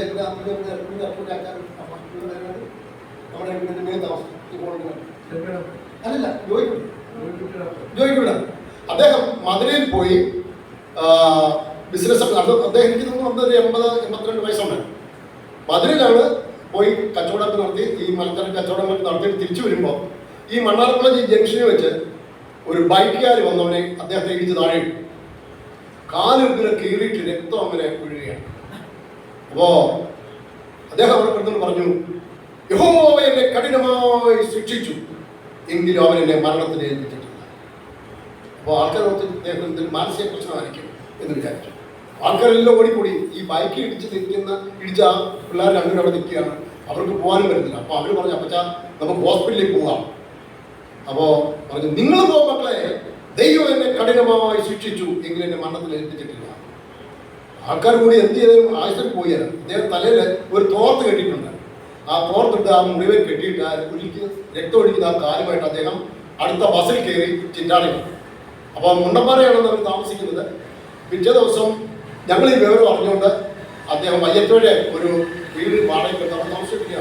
ഞങ്ങൾ കാണാൻ വേണ്ടി അവിടെ ചെന്നപ്പോൾ ഞങ്ങൾ പറഞ്ഞു, അപ്പച്ച ഹോസ്പിറ്റലിൽ പോകണം, ഇതിങ്ങനെ കാല് വെച്ചുകൊണ്ടിരുന്നതിന് പ്രശ്നമായി തീരും. കുറേ നേരം അദ്ദേഹം മിണ്ടാതിരുന്ന് വളരെ ഗൗരവത്തോടെ കൂടി ഞങ്ങൾ ചോദിച്ചു, നിങ്ങൾ എന്തിനാണ് ഇവിടെ വന്നത്? യഹോവ എന്നെ കഠിനമായി ശിക്ഷിച്ചു, എങ്കിലും അവരെന്നെ മരണത്തിന് ഏൽപ്പിച്ചിട്ടില്ല. അപ്പോൾ ഞങ്ങൾ എന്തൊക്കെ പറഞ്ഞാൽ ശരിയാത്തില്ലെന്ന് തോന്നി. ഞങ്ങൾ വീട്ടിൽ പോയി. അതിൻ്റെ ആ ഞായറാഴ്ച ആരാധനയ്ക്ക് വന്നില്ല. പിറ്റേ ഞായറാഴ്ച അദ്ദേഹം ആരാധനയ്ക്കായിട്ട് കടന്നു വന്നു. അപ്പോൾ കാലിൽ കൂടെ രക്തം ഇങ്ങനെ വീഴുന്നുണ്ട്, ചലം വീഴുന്നുണ്ട്. അങ്ങനെ വടിയിടിച്ച് ആ ഹോളിൻ്റെ വാതിക്ക് വന്നിരുന്ന് ആരാധനയുടെ സമയമായപ്പോൾ അദ്ദേഹം ഈ 116 സംഘത്തെ മൊത്തം മനപ്പാഠം പറഞ്ഞിട്ട് കൂട്ടായ്മ എടുത്തതിന് ശേഷം അദ്ദേഹം ഇറങ്ങി ബസ് കയറിപ്പോയി. പിറ്റേ ഞായറാഴ്ച അദ്ദേഹം വരുന്നത് കാല് പൂർണ്ണമായി സൗഖ്യമുള്ളവനായിട്ട്, ആരോഗ്യമുള്ളവനായിട്ട്. എൻ്റെ മനസ്സിൽ വന്ന ചിന്ത, അദ്ദേഹത്തിൻ്റെ ആ വിശ്വാസം, തൻ്റെ ജീവിതത്തിൽ വന്ന ആ ശോധന, വിശ്വാസത്തിൽ താൻ ഇടുകയാണ്. യഹോവ എന്നെ കഠിനമായി സൂക്ഷിച്ചു, എങ്കിലും എന്നെ മരണത്തിന് ഏൽപ്പിച്ചിട്ടില്ല. അപ്പോൾ വിശ്വാസത്തിന്റെ അളവ് ഓരോരുത്തർക്കും വ്യത്യസ്തമായ നിലയിലാണ്. ചിലർക്ക് വിശ്വാസം കൂടുതൽ കാണും, ചിലർക്ക് കുറവ് കാണും. പക്ഷെ നമുക്ക് എല്ലാവർക്കും ഒരു വിശ്വാസമുണ്ട്. വിശ്വാസത്തിലാണ് നമ്മൾ രക്ഷിക്കപ്പെട്ടിരിക്കുന്നത്, അല്ലേ? എന്നാൽ പലപ്പോഴും നമ്മുടെ പ്രവൃത്തിയിൽ ആ വിശ്വാസം നമുക്ക് തെളിയിക്കാൻ കഴിയാതെ വന്നേക്കാം. അപ്പോൾ ഒന്നാമത്തെ വിശ്വാസം, നമ്മുടെ വിശ്വാസം എന്ന യാഗം നാം അർപ്പിക്കുന്നതിൽ, അത് പൗലോസ് പറയാണല്ലോ. പൗലോസ് പറഞ്ഞൊരു വാക്കുണ്ട്, ഫിലിപ്പിയ 2 തീമോഥെയോസ് 4-ാം അധ്യായം അതിന്റെ 6-ാം വാക്യത്തിൽ, ഇപ്പോൾ തന്നെ ഞാൻ എന്ത് ചെയ്യാൻ പോകുന്നതാണ്, ഭാര്യയെ യാഗമായി ഒഴിക്കപ്പെടുന്നു. നോക്കിയേ, പൗലോസിന്റെ ജീവിതത്തിലെ the last breath of his life താൻ പറഞ്ഞ വാക്കാണ്, ഞാൻ ഇപ്പോൾ തന്നെ ഭാര്യയെ യാഗമായി തീരാൻ പോകുന്നു. പ്രിയമുള്ളവരെ, ആ ഒരു ആറ്റിറ്റ്യൂഡ്, വിശ്വാസം എന്ന യാഗം പഴയ നിയമത്തിലെ യാഗത്തിൽ ഉൾപ്പെടുത്താത്തൊരു യാഗമാണ് വിശ്വാസം എന്ന യാഗം. നമ്മുടെ പേര് വിശ്വാസികളെന്നാണ്. നമ്മുടെ ജീവിതത്തിലെ ലാസ്റ്റ് സമയം വരെ ആ വിശ്വാസത്തിന് വേണ്ടി ധീരമായി നിൽക്കേണ്ടത് ആവശ്യമാണ്. പുറപ്പാട് പുസ്തകം 29-ാം അധ്യായം 39-ാം വാക്യങ്ങൾ വീട്ടിൽ ചെന്ന് വായിക്കേണ്ടവർക്ക് ഈ വേദഭാഗങ്ങൾ വായിക്കാവുന്നതാണ്. പുറപ്പാട് പുസ്തകം 29-ാം അധ്യായം അതിന് 39-ാം വാക്യം, സംഖ്യാപുസ്തകം 15-ാം അധ്യായം 3 മുതൽ 10 വരെയുള്ള വാക്യങ്ങൾ. ഈ വാക്യങ്ങൾ വായിക്കുമ്പോൾ ഹോമയാഗത്തിലെ ഒരു ചെറിയ അംശമാണ് പാനീയയാഗം. ആ ഹോമയാഗത്തിൽ ഉപയോഗിക്കുന്ന ആ പാനീയയാഗവും തോട് ബന്ധപ്പെടുത്തി പൗലോസ് പറയുക, ഞാനിപ്പോൾ തന്നെ പാനീയയാഗമായി ഒഴുക്കിപ്പെടും എന്ന് പറഞ്ഞാൽ തന്റെ ആത്മാവിനെ നിന്ന് ഒഴുക്കിക്കളയുന്ന ആ അനുഭവത്തെയാണ് ഇവിടെ താൻ പറയുന്നത് എന്ന് നമുക്ക് മനസ്സിലാക്കാൻ കഴിയുന്നു. രണ്ടാമത്തെ കാര്യം നോക്കി, രണ്ടാമത് കഴിക്കേണ്ട യാഗം, പുതിയ നിയമത്തിൽ പറഞ്ഞിരിക്കുന്ന യാഗം നോക്കി. ഒന്ന് പത്രോസ് എഴുതിയ ലേഖനം 2-ാം അധ്യായം അതിന്റെ 5-ാം വാക്യത്തില് പൗലോസ് കൂടെ പറയുന്ന ഒരു യാഗമുണ്ടല്ലോ. പത്രോസ് പറയുന്ന ഒരു യാഗം, എന്താ യാഗത്തെ കുറിച്ച് ഇവിടെ പറയുന്നത്? ഒന്ന് പത്രോസ് എഴുതിയ ലേഖനം 2-ാം അധ്യായം അതിന്റെ 5-ാം വാക്യം, 1 പത്രോസ് 2-ന്റെ 5-ാമത്തെ വാക്യം. പഴയ നിയമത്തിൽ അല്ലെങ്കിൽ ന്യായപ്രമാണത്തിൽ പറയാത്ത യാഗങ്ങളാണ് ഇപ്പോൾ നമ്മൾ ചിന്തിക്കുക. ഒന്നാമത്തെ യാഗം ഇവിടെ പറഞ്ഞിരിക്കുന്നത് 2-ന്റെ 5-ാം വാക്യം, യേശുക്രിസ്തു മുഖാന്തരം ദൈവത്തിന് പ്രസാദമുള്ള ആത്മീയ യാഗം കഴിക്കത്തക്കവണ്ണം വിശുദ്ധ പുരോഹിത വർഗമാകേണ്ടതിന് പണിയപ്പെടുന്നു. ഇവിടെ പറഞ്ഞ യാഗം ഏതാണ്? ഏത് യാഗമാണ്? ആത്മീയ യാഗം. പഴയ നിയമത്തിലെ യാഗങ്ങൾ 5 നമ്മൾ കണ്ടു. ആ യാഗത്തിൽ ഉൾപ്പെടുത്താത്തൊരു യാഗമാണ് പുതിയ നിയമത്തിൽ നമ്മോട് പറഞ്ഞിരിക്കുന്നത് ആത്മീയ യാഗം. എന്താ ഈ ആത്മീയ യാഗം എന്ന് പറഞ്ഞാൽ? ഇവിടെ വാക്യത്തിൽ നമ്മൾ ശ്രദ്ധിച്ച് നോക്കിയാൽ നമ്മൾ വേറെ വിളിച്ചപ്പോൾ പത്രോസമ്മയെ ഓർപ്പിക്കുന്നല്ലോ, നിങ്ങളെ അന്ധകാരത്തെ വിളിച്ചവന്റെ സൽഗുണങ്ങളെ ഘോഷിപ്പാൻ തിരഞ്ഞെടുത്തൊരു ജാതിയും രാജകീയ പുരോഹിതവർഗം. നമ്മളെല്ലാം രാജകീയ പുരോഹിതവർഗമാണ്. പുരോഹിതന്റെ ജോലി എന്താ? യാഗം അർപ്പിക്കുന്നതാണ്. അപ്പൊ നമ്മളെല്ലാം യാഗം അർപ്പിക്കണം. അപ്പൊ അങ്ങനെയാണെങ്കിൽ ഇവിടെ പറഞ്ഞിരിക്കുന്ന വാക്ക് നിങ്ങൾ ശ്രദ്ധിച്ച് വായിച്ചു നോക്കിയാൽ, യേശുക്രിസ്തു മുഖാന്തരം ദൈവത്തിന് പ്രസാദമുള്ള ആത്മീയ യാഗം കഴിപ്പിക്കത്തക്കവണ്ണം വിശുദ്ധ പുരോഹിത വർഗമാകേണ്ടതിന് പണിയപ്പെടുന്നു. ഒരു പണി നടക്കുകയാണ്. എന്ത് പണിയാ നടക്കുന്നത്?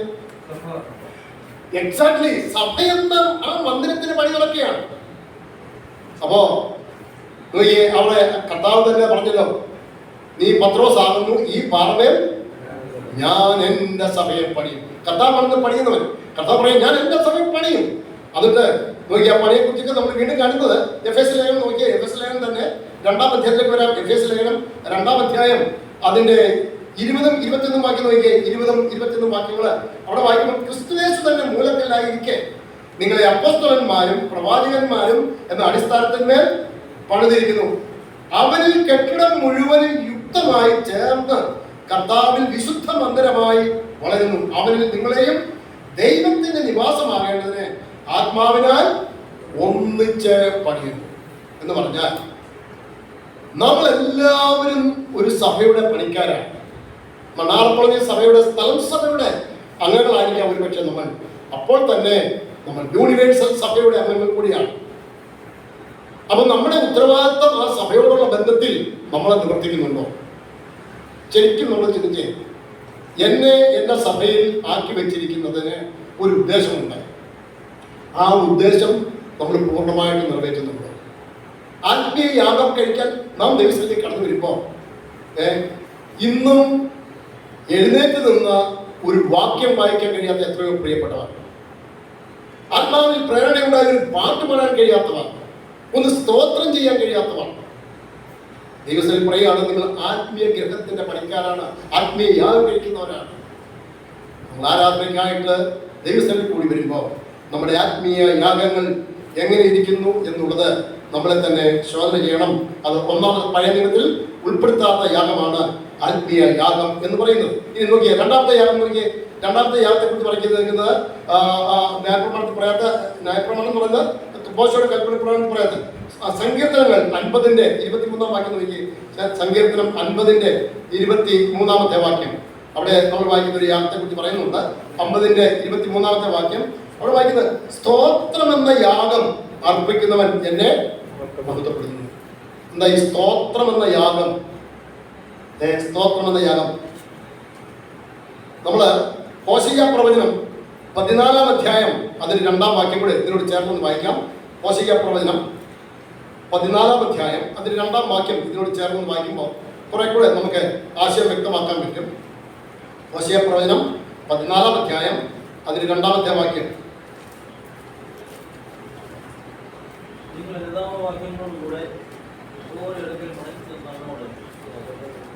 ഹോശയ്യ പ്രവചനം 14-ാം അധ്യായം അതിന്റെ 2-ാമത്തെ വാക്യത്തിൽ വായിക്കുന്നത്, അവിടെ വായിക്കും, നിങ്ങൾ അനുതാപ വാക്യങ്ങളോടുകൂടെ യഹോവയുടെ അടുക്കൽ മടങ്ങിച്ചെന്ന് അവനോട് സകല അകത്യത്തെയും ക്ഷമിച്ച് ഞങ്ങളോട് കൃപയോടെ കൈക്കൊള്ളണമേ. എന്നാൽ ഞങ്ങൾ ഞങ്ങളുടെ അന്തരാർപ്പണമായ കാളയെ അർപ്പിക്കും.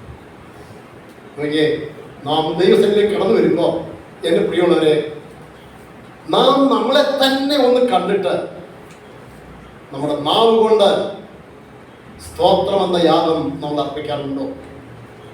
ശരിക്കും വ്യക്തിപരമായിട്ട് നാം എപ്പോഴാണ് ഈ യാഗം അർപ്പിക്കുന്നത്? ഒന്നുകൂടെ വായിച്ചാൽ പിടിയിട്ടുള്ളൂ. എബ്രാഹിം ലേഖനം 13-ാം അധ്യായത്തിൽ നമ്മളിത് വായിക്കുന്നുണ്ട്. ഈ വാക്യത്തിന്റെ എബ്രാഹിം ലേഖനം 13-ാം അധ്യായത്തിന്റെ നമ്മളിപ്പോൾ വായിച്ചതാണ്. 13-ാം അധ്യായം അതിന് 15-ാം വാക്യത്തിൽ നമ്മൾ വായിക്കുന്നുണ്ട്.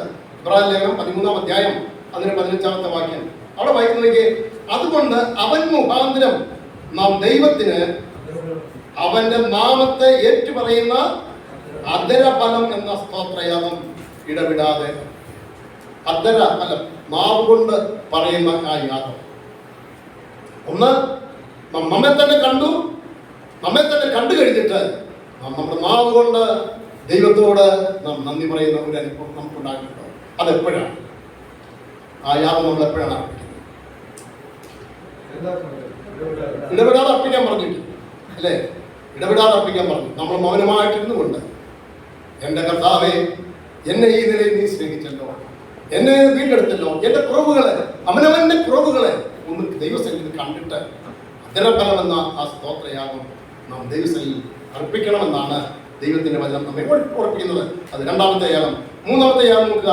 3-ാമത്തെ യാഗം കുറിച്ച് പറയുന്നത് 51-ാം സങ്കീർത്തനം അതിന്റെ 19-ാമത്തെ വാക്യം. 51-ാം സങ്കീർത്തനം അതിന്റെ 19-ാമത്തെ വാക്യത്തിൽ പറയുന്നത്, അപ്പോൾ നീ നീതിയാഗങ്ങളിലും ഹോമയാഗങ്ങളിലും സർവാംഗ ഹോമയാഗങ്ങളിലും പ്രസാദിക്കും.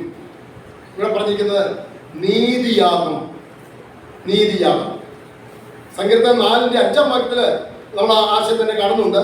സങ്കീർത്തനം 4:5 നീതിയാഗങ്ങളെ അർപ്പിപ്പീൻ, യഹോവയിൽ ആശ്രയം വെപ്പീൻ. നീതിയാകും. എന്താ നീതി എന്ന് പറഞ്ഞാൽ? നീതിയും ന്യായവും. ന്യായം പറയുകയല്ല, നീതി നടപ്പിലാക്കാൻ പറ്റുള്ളൂ. നമ്മുടെ ജീവിതത്തിൽ നീതിയും ന്യായവും നമുക്കുള്ളവരായിരിക്കണം. നീതിയാഗം അർപ്പിക്കുന്നതിൽ ഇത് പഴയ നിയമത്തിൽ പറയാത്ത ഒരു യാഗമാണ്. ഇനി പത്രോസ് 4ാമത്തെ യാഗം പുതിയ നിയമത്തിൽ പഴയ നിയമത്തിൽ പറയാത്ത 4ാമത്തെ യാഗം നോക്കിയേ. 4ാമത്തെ യാഗം റോമാലേഖനം 12-ാം അധ്യായം 1-ാം വാക്യം. നമ്മൾ കഴിഞ്ഞ നമ്മുടെ ഇവിടുത്തെ ധ്യാനത്തിന് നമ്മൾ ആ വാക്യം ചിന്തിച്ചതാണ്. എന്താ വായിക്കുന്നത്? അവിടെ വായിക്കുന്നത് റോമാലേഖനം 12-ാം അധ്യായം 1-ാം വാക്യത്തിൽ നമ്മൾ സമയപ്പോൾ ആരാധനയുള്ള ബന്ധത്തിലൊക്കെ ചിന്തിക്കുന്ന ഒരു വാക്യമാണ്. സഹോദരന്മാരെ, ഞാൻ ദൈവത്തിന്റെ മനസ്സിൽ ഓർപ്പിച്ച് നിങ്ങളെ പ്രബോധിപ്പിക്കുന്നത്, നിങ്ങൾ ബുദ്ധിയുള്ള ആരാധനയായി നിങ്ങളുടെ ശരീരങ്ങളെ ജീവനും വിശുദ്ധിയും ദൈവത്തിന് പ്രസാദമുള്ള യാഗമായി സമർപ്പിക്കുകയും. നമ്മുടെ ശരീരം ദൈവത്തിന് പ്രസാദകരമായ യാഗമായിട്ട് സമർപ്പിക്കണം എന്ന് പറഞ്ഞാൽ, നമ്മുടെ ഈ ശരീരം ഇത് നമ്മുടെ വകയല്ല, ഇത് കർത്താവിൻ്റെ വകയാണ്. ആ ശരീരം എങ്ങനെയുള്ളതായിരിക്കണമെന്ന് അതിൻ്റെ 6-ാം അധ്യായം റോമാലേഖനം 6-ാം അധ്യായം അതിൻ്റെ 8-ാം വാക്യം നോക്കി. അവിടെ 6-ാം അധ്യായം 8-ാം വാക്യത്തിൽ വായിക്കുന്നത്, നാം ക്രിസ്തുവിനോട് കൂടെ മരിച്ചു എങ്കിൽ അവനോടുകൂടെ ജീവിക്കും എന്ന് വിശ്വസിക്കുന്നു. അതിന് 11-ാം വാക്യം 6-ന്റെ 11-ാം വാക്യത്തിൽ വായിക്കുന്നത്, അതുകൊണ്ട് നിങ്ങളും പാപസംബന്ധമായി മരിച്ചവർ എന്നും ക്രിസ്തുയേശുവിൽ ദൈവത്തിന് ജീവിക്കുന്നവർ എന്നും നിങ്ങളെ തന്നെ എണ്ണുകയും. എന്ന് പറഞ്ഞാൽ, എൻ്റെ ഈ ശരീരം കൊണ്ട്, എൻ്റെ ശരീരത്തിൻ്റെ അവയവങ്ങൾ കൊണ്ട് എനിക്കിനി പാപം ചെയ്യാൻ പറ്റില്ല. ഞാൻ ക്രിസ്തുവിന് വേണ്ടി സമർപ്പിക്കപ്പെട്ടവനാണ്. അപ്പോൾ ഇന്ന് ഞാനും കൂടി ആ സ്ഥാപം ഞങ്ങൾ സംസാരിച്ചുകൊണ്ടിരുന്നപ്പോഴേ ഒരു ഡിസ്കഷൻ വന്നു. ആ ഡിസ്കഷൻ ഇതായിരുന്നു, യേശു ക്രിസ്തുവിനെ പാപം ചെയ്യാൻ പറ്റുമായിരുന്നു. അതായിരുന്നു നമ്മുടെ ചിന്താവിഷയം വന്നത്. അപ്പോൾ അതാണ് സാത്താൻ യേശു ക്രിസ്തുവിനെ പരീക്ഷിച്ചു എന്ന് പറയുമ്പോൾ ആ പരീക്ഷ ജനുവിനായിരുന്നോ? ജനുവിനായിരുന്നെങ്കിൽ ചിലർ പഠിപ്പിക്കുന്നത് യേശു ക്രിസ്തുവിന് പാപം ചെയ്യാൻ പറ്റുമായിരുന്നു, പക്ഷെ പാപം ചെയ്തില്ല എന്ന് പഠിപ്പിക്കുന്ന ആൾക്കാരുണ്ട്. എന്നാൽ അവിടെ നമ്മൾ വായിക്കുന്നത്, സാത്താൻ അവനെ പ്രലോഭിപ്പിക്കുക. എന്താ പ്രലോഭനം എന്ന് പറഞ്ഞാൽ? ടെംപ്റ്റേഷൻ. എന്താ ടെംപ്റ്റേഷൻ എന്ന് പറഞ്ഞാൽ? ടെംപ്റ്റേഷൻ എങ്ങനെയാണ് ഉണ്ടാകുന്നത്? എങ്ങനെ ടെംപ്റ്റേഷൻ ഉണ്ടാകുന്നത്? എങ്ങനെ ടെംപ്റ്റേഷൻ ഉണ്ടാകുന്നത്? നമ്മുടെ കണ്ണിൽ കൂടെയാണ് ടെംപ്റ്റേഷൻ ഉണ്ടാകുന്നത്, അല്ലേ? നമ്മളൊരു കാര്യം നോക്കി, ഒന്നുകൂടെ നോക്കി, പിന്നെ അടുത്തത് അതിനെ നമ്മുടെ ജീവിതത്തിലേക്ക് അട്രാക്ട് ചെയ്യാനുള്ള, അത് നമ്മുടെ പ്രായോഗിക ജീവിതത്തിലേക്ക് കൊണ്ടുവരുവാൻ നമ്മൾ കുറുക്ക് വഴികൾ കണ്ടെത്തും. അപ്പൊ ഈ പ്രലോഭനത്തിൽ പലപ്പോഴും മനുഷ്യൻ വീണു പോവുകയാണ്. അതുകൊണ്ടാണ് ഒരു ചിന്തകൾ ഇങ്ങനെ പറഞ്ഞിട്ടുണ്ട്, when you are alone you have to keep your mind, when you are in the society you have to keep your tongues. നാം ഒറ്റയ്ക്കായിരിക്കുമ്പോൾ നമ്മുടെ മനസ്സിനെ നിയന്ത്രിക്കുക, നാം സമൂഹത്തിലായിരിക്കുമ്പോൾ നമ്മുടെ നാവിനെ സൂക്ഷിക്കുക. എന്ന് പറഞ്ഞാൽ, നാം ഒറ്റയ്ക്കിരിക്കുമ്പോൾ നമ്മുടെ മനസ്സിൽ ധാരാളം ചിന്തകൾ വരും. ഈ ചിന്തകളെല്ലാം ഒന്നും ശരിയല്ല. പിന്നെ നമ്മൾ ആ ചിന്തകള് അത് ആറ്റിറ്റ്യൂഡ്, അതൊരു ആക്ഷനായിട്ട് കൊണ്ടുവരാൻ വേണ്ടി നമ്മൾ തന്ത്രം വരെയും. അതിനെയാണ് പ്രലോഭനം എന്ന വാക്കുകൊണ്ട് അർത്ഥമാക്കുന്നത്. പലപ്പോഴും നമ്മുടെ കണ്ണിൽ കൂടെ കാണുന്ന കാര്യങ്ങൾ, അതിന് അവസരങ്ങൾ കിട്ടാൻ വേണ്ടി മനുഷ്യൻ തത്രപ്പെടും, കേട്ടോ. അപ്പോൾ ഇവിടെ പൗലോസ് പറയുകയാണ്, എന്താ, നിങ്ങളുടെ ശരീരം എന്ന് പറഞ്ഞ ഈ അവയവം ഇതെപ്പോഴും തിന്മയാണ്, ഇത് തെറ്റ് ചെയ്യാൻ നമ്മളെ പ്രേരിപ്പിക്കും.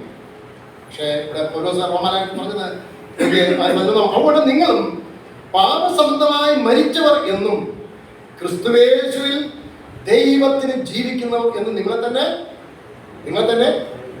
എണ്ണണം. നമ്മളെ തന്നെ ദൈനംദിന ജീവിതത്തിൽ നമ്മളെ തന്നെ നമ്മളിത് ഓർക്കണം. എങ്കിൽ മാത്രമേ പ്രലോഭനത്തെ അതിജീവിക്കാൻ പറ്റുള്ളൂ. യേശു കർത്താവിന്റെ ജീവിതത്തിലേക്ക് ആ പ്രലോഭനം വന്നപ്പോൾ ഈ ഓവർകം ദാറ്റ് ടെംപ്റ്റേഷൻ, അവൻ ആ ഓരോ ടെംപ്റ്റേഷനെയും ഓവർകം ചെയ്ത് വിജയിക്കുകയായിരുന്നു. എന്ന് പറഞ്ഞാൽ അവൻ പാപം ചെയ്യാൻ അവന് സാധിക്കില്ല. കാരണം അവൻ ജനിച്ചത് തന്നെ പാപരഹിതമായി, അവനിൽ പാപമില്ല എന്ന് പറയുമ്പോൾ അവന്റെ ജനനം എന്ന് പറയുന്നത് നമ്മളെപ്പോലുള്ള ഒരു ജനനമല്ലായിരുന്നു. ഒരു സ്ത്രീ പുരുഷ ബന്ധത്തോടു കൂടിയുള്ള ജനനമല്ലായിരുന്നു യേശുവിന്റെ. യേശുവിന്റെ ജനനം എന്ന് പറയുന്നത് പരിശുദ്ധാത്മാവിനാൽ ജനിക്കപ്പെട്ടവനായതുകൊണ്ട് അവന് പാപം ചെയ്യാൻ പറ്റില്ലായിരുന്നു. സമ്പൂർണ്ണ മനുഷ്യനും സമ്പൂർണ്ണ ദൈവമായിരുന്നു. നോക്കുക എന്റെ പ്രിയമുള്ള, അപ്പൊ പ്രലോഭനം നമ്മുടെ ജീവിതത്തിൽ വരുമ്പോൾ അതിനെ ഓവർകം ചെയ്യുന്നതാണ് ഏറ്റവും വലിയ കഴിവ് എന്ന് പറയുന്നത്. നമ്മുടെയൊക്കെ ജീവിതത്തിൽ പ്രലോഭനങ്ങൾ ഉണ്ടാകാം. ഈ നമ്മൾ ആദ്യം പറഞ്ഞല്ലോ, പ്രലോഭനം എന്ന് പറഞ്ഞാൽ നമ്മുടെ കണ്ണിൽ കൂടിയാണ് ഉണ്ടാകുന്നത്. ഒരു കാര്യം നമ്മൾ കണ്ടു കഴിഞ്ഞാൽ നമ്മളുടെ ജീവിതത്തിലേക്ക് അച്ചീവ് ചെയ്യാൻ വേണ്ടി ഈ പ്രലോഭനം നമ്മുടെ കണ്ണിലേക്ക് വരാം. അതുകൊണ്ടാണ് പത്രോസാണെന്ന് തോന്നുന്നു, പത്രോസ് കൺമോഹം ജഡമോഹം ജീവിതത്തിന്റെ പ്രധാനം. യോഹന്നാൻ പറയാം, കൺമോഹം ജഡമോഹം ജീവിതത്തിന്. കൺമോഹം കണ്ണിൽ കൂടി നമ്മൾ കണ്ടു, നമ്മുടെ ഹൃദയത്തിന്റെ സാറ്റിസ്ഫാക്ഷന് വേണ്ടി നമ്മളത് ആക്ഷനാക്കി ചെയ്യുന്നു. അങ്ങനെ അത് പാപത്തിലേക്ക് അത് പരിണമിക്കും. എത്രയോ വലിയ ഡേഞ്ചറാണ് എന്നോട് ചിന്തിച്ചു നോക്കിയേ എൻ്റെ പ്രിയമുള്ളവരെ. നമ്മുടെ ക്രിസ്ത്യൻ ജീവിതത്തോടുള്ള ബന്ധത്തിൽ നാം ചെയ്യേണ്ട ഏറ്റവും വലിയ കാര്യം ശരീരം അർപ്പണമാകുന്ന യാഗമാണ്. ആ യാഗത്തോടുള്ള ബന്ധത്തിൽ ലൂക്കോസിന്റെ സുവിശേഷം നമ്മൾ വായിച്ചാൽ 2-ാം അധ്യായം 24-ാം വാക്യത്തിലെ നമ്മൾ വായിക്കുമ്പോൾ യേശു കർത്താവിനെ ആ ദേവാലയത്തിലേക്ക് സമർപ്പിക്കാൻ കൊണ്ടുപോകും. എത്രയോ ദരിദ്രമായ ഒരു കുടുംബമായിരുന്നു, എങ്കിലും അവനെ ആ കുടുംബവുമായിട്ട് അവനെ ആ സമ്പൂർണ്ണമായിട്ട് അവനെ സമർപ്പിക്കുന്ന ഒരു രംഗമായിട്ടാണ് നമുക്കത് കാണാൻ കഴിയും. നമ്മുടെ ജീവിതത്തോടുള്ള ബന്ധത്തിൽ ദൈവത്തിൽ സമ്പൂർണ്ണമായി സമർപ്പിക്കപ്പെടുന്ന സമയം പോയതുകൊണ്ട് 3 പവനിലൂടെ ഈ ഭാഗം വഴിക്ക് ഇന്ന് അവസാനിപ്പിക്കണം എന്നുള്ള ചിന്തയോടുകൂടിയാണ് ഞാനിത് തയ്യാറാക്കിയത്. അതുകൊണ്ട് 2-3 കാര്യം പോയിന്റിലൂടെ പറഞ്ഞ് ഞാൻ എൻ്റെ വാക്കിൽ വിരാമം പിടിക്കാം. 3-ാമത്തെ യാഗം എന്ന് പറയുന്നത് നോക്കി, 5-ാമത്തെ യാഗം ഫിലിപ്പിയ ലേഖനം 4-ാം അധ്യായം അതിന് 18-ാമത്തെ വാക്യം. ഫിലിപ്പിയ ലേഖനം 4-ാം അധ്യായം അതിന് 18-ാമത്തെ വാക്യത്തിൽ പൗലോസ് പറയുന്ന ഒരു വാക്യമുണ്ടല്ലോ. ഫിലിപ്പിയ ലേഖനം 4-ാം അധ്യായം അതിന് 18-ാമത്തെ വാക്യം. അവിടെ വായിക്കുന്നത് ഇപ്പോൾ എനിക്ക് വേണ്ടുന്നത് എല്ലാം ഉണ്ട്, സമൃദ്ധിയായിരിക്കുന്നു. നിങ്ങൾ അയച്ചു തന്നത് സൗരഭ്യവാസനയായി ദൈവത്തിന് പ്രസാദവും സുഗ്രാഹ്യവുമായ യാഗമായി അപ്പപ്രാദോസിന്റെ കയ്യാൽ ഞാൻ പ്രതിഗ്രഹിച്ച് തൃപ്തനായിരിക്കുന്നു. നോക്കുക, ഇവിടെ പറഞ്ഞിരിക്കുന്ന യാഗം സൗരഭ്യവാസനയാകുന്ന യാഗം. അതേ ആ യാഗമാണ് എഫേസ്യ ലേഖനം 5-ാം അധ്യായത്തിന്റെ 1-2 വാക്യത്തിൽ വായിക്കുന്നത്. ക്രിസ്തുവിന്റെ ക്രൂശ് മരണം ഒരു സൗരഭ്യവാസനയായ യാഗമായിരുന്നു. ആ യാഗത്തിന് തുല്യമായിട്ടുള്ള ഒരു യാഗമാണ് ഇവിടെ പൗലോസ് പറയുന്നത്.